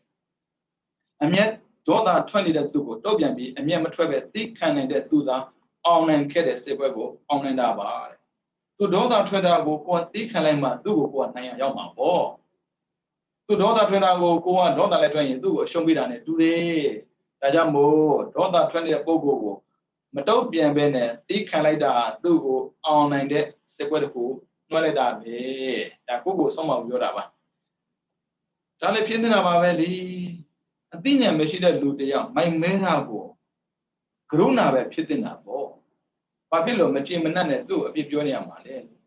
ကိုအပြစ်ပြောလဲပဲကို့မှာအပြစ်ပဲဖတ်တယ်မှာသူတော့ဖြုံတောင်းမဖြုံဘူးဟုတ်ကိုတကယ်လို့သာပေါ့နော်အပြစ်ရှိတဲ့ပုဂ္ဂိုလ်အပြစ်ရှိပါတယ်လို့ပြောလို့ပြောင်းလဲမယ်ဆိုရင်လောကမှာလူမိုက်ဆိုတာရှိမှာမဟုတ်ဘူးအဲကြောင့်သူမိုက်ရှင်မိုက်ပါစေတော့မိုက်တွင်းနေတဲ့ပုဂ္ဂိုလ်တော့သူရက်ပြီးဆင်းသွားပါစေဆရာတော်တွေပြောသလိုပေါ့လေအေးကွာဒီကောင်တွေကတော့အကုသို့များလုံးတယ်ကွာမီးရှို့စရာမလိုဘူးတဲ့မှောက်ပေးလိုက်တဲ့အဝေစီးတွေရဲဆင်းသွားလိမ့်မယ်အဲ့လိုပုဂ္ဂိုလ်တွေနဲ့ရှင်ပြီးတော့သွားပြီးမိုက်ရင်ကို့မှာအစမ်းကကောင်းတယ်ဆိုတော့ဂုံမှာပျက်စီးသွားတာသူအစားတွေကမကောင်းတဲ့ပုဂ္ဂိုလ်လေကောင်းတဲ့ဂုံတော့တခုမှမရှိတဲ့ပုဂ္ဂိုလ်နဲ့သွားပြီးမရှင်းပါနဲ့အဲ့ဒါကိုဘုရားပြောတာလူမိုက်နဲ့ဘတော်မှရှင်ပြီးကိုယ့်ရဲ့ဘဝကိုကိုယ့်ရဲ့တိတ်ခါကိုနှိပ်ချလိုက်တာမျိုးမလုပ်ပါနဲ့။အော်ကျေးဇူးတင်ကိုကောင်းလိုက်တာမှန်တာပေါ့မှန်တာပေါ့။ကောင်းတဲ့ပုဂ္ဂိုလ်ကအတူယူပြီးတော့ရှေ့ကိုတက်ရမှာလीမကောင်းတဲ့ပုဂ္ဂိုလ်အတူယူပြီးနောက်ဆောမှာမဟုတ်တာ။အဲ့ဒါကြောင့်ဘုရားရှင်ကနေပြီးတော့မိုက်တဲ့ပုဂ္ဂိုလ်တွေလောက်တာကိုအသိခံမိုက်တဲ့ပုဂ္ဂိုလ်တွေကိုဒေါသထွက်မနေနဲ့ဘယ်ချိန်မှမေတ္တာပွားတဲ့ချိန်မရောနဲ့နော်။ဟိုမြမဝေရာခံမှုလို့ပြောနေတာအဲ့ဒါတော်တော်ခက်ပါတယ်ဒါကြီးကိုလေနိုင်ငံရေးထဲမှာသွားချက်ကြည့်ဘလို့မှဆင်မပြေဘူးအဲ့ဒါတည်းရက်ခံမှာလားဗျာမဟုတ်ဘူးမေတ္တာပွားရင်ဒါမေတ္တာပွားရင်မရောနဲ့နော်နိုင်ငံရေးပဲစီးပွားရေးပဲလူမှုရေးပဲဘာသာရေးပဲအခုသင်နေတာဒီမြမဖြစ်ချင်တဲ့ပုံကိုယ်တွေတရားကျင့်တဲ့အခါမှာကျင့်သုံးရမယ်နီလန်းကိုပြောနေတာနော်စီးပွားရှားတဲ့ပုံကိုယ်တွေကျင့်သုံးမယ်နီလန်းပြောတာမဟုတ်ဘူးရောင်ပြီးတော့အမှားနဲ့နော်ခဏကြဗုဒ္ဓစာပေကိုဘာသာပြန်မှားလို့အရိုက်ခံရတဲ့ပုဂ္ဂိုလ်လည်းမဖြစ်စေနဲ့ဦးဇင်းတို့လည်းတော့တတိထားရတယ်ပြောရတာလေအဲဆိုရင်မေတ္တာပွားဖို့မမေ့ပါနဲ့မေတ္တာပွားဖို့မမေ့ပါနဲ့အများနဲ့နေရင်မေတ္တာထားပါကိုတယောက်တည်းနေမေတ္တာပွားပါမေတ္တာပွားပြီးဆိုရင်နံပါတ်1ကိုပွားဖို့မမေ့ပါနဲ့နံပါတ်2တာမန်ချစ်တဲ့ပုဂ္ဂိုလ်ပေါ့နံပါတ်3မြင်လို့တဲ့ပုဂ္ဂိုလ်တွေဒါတွေကိုတဖြည်းဖြည်းနဲ့ပို့ပြီးမှကိုမကြိုက်တဲ့ပုဂ္ဂိုလ်တွေကိုရန်ရှာတဲ့ပုဂ္ဂိုလ်တွေကိုသိချစ်တဲ့ပုဂ္ဂိုလ်တွေကိုမေတ္တာပွားကြည့်ပွားလို့ဆင်မပြေမှဒေါသရဲ့အပြည့်ကိုဆင်ခြင်းဒေါသအပြည့်ကိုဆင်ခြင်းနဲ့ဆင့်ပေါ့နော်နောက်တစ်ချိန်ဒီဒုတိယတစ်ချိန်မှာထပ်ပြီးပြောပေးမယ်မပြီးသေးဘူးလေတရားနဲ့ပြီးသွားမယ်တရားမျိုးမှမဟုတ်တာဒါလည်းမှန်တာပဲလေမေတ္တာပွားတဲ့ကိစ္စအချိန်ယူပြီးပြောရမှာတကယ်ဥစဉ်ပြောတာတော့လည်းဉာဏ်သေးတယ်နဲ့တူပါရဲ့များတယ်ဆိုတော့လေမြင်ပြောရတာဟုတ်ပြီနော်အဲ့ဆိုစနဝန်းနေပြီးတော့ကိုချစ်တဲ့ဆိုရင်ကိုမချစ်တဲ့သူရဲ့ဒေါသနဲ့သွားရှင်ပြီးတော့နှိမ့်ချတာမျိုးမလုပ်လိုက်ပါနဲ့ကိုသူ့ထက်ပိုမြင်မာတယ်လို့ထင်ထားတဲ့ဆိုရင်သူနဲ့ကိုဒဏ္ဍာနဲ့ထားပြီးတော့အကုသို့အဖြစ်မခံလိုက်ပါနဲ့မေတ္တာတရားရှိထားပြီးတော့ဘဝဖြတ်သန်းမယ်ဆိုရင်မေတ္တာချုပ်လုံးပါတယ်ဗျာမေတ္တာဘဝတော့ဇံရပါတယ်နော်အဲကြောင့်တရားချစ်ခင်သူတော်စင်များ မိမိတို့ဘဝရရှိစဉ်ကာလလေးမှာမေတ္တာရှိထားပြီးတော့ဘဝကိုဖြတ်သန်းကြပါအဲ့လိုဖြတ်သန်းရင်းနဲ့တရားကိုကြင်ကြံကြုတ်အားထုတ်တဲ့အခါမှာသစ္စာလေးပါးမြတ်တရားကိုပန်းချခြင်းနဲ့သိမြင်ပြီးတော့ဘုရားဆရှိတဲ့အရိယသူတော်ကောင်းများမျက်မှောက်ပြုရဖြစ်တဲ့နိဗ္ဗာန်ကိုလင်းမြန်စွာမျက်မှောက်ပြုနိုင်သောသူတော်ကောင်းများဖြစ်ကြပါစေကုန်သတည်း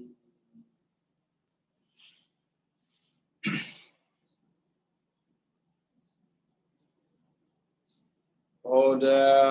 သာသနာစီရံတေချတုဩဒသာသနာစီရံတေချတုဗုဒ္ဓသာသနာ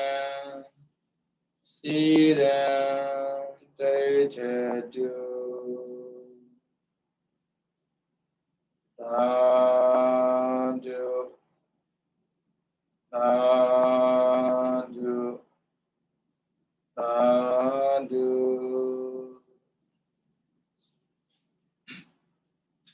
သင်္တို့တင်နာနာမြအားလုံးကိုချမ်းသာစိတ်ချမ်းသာကြပါစေ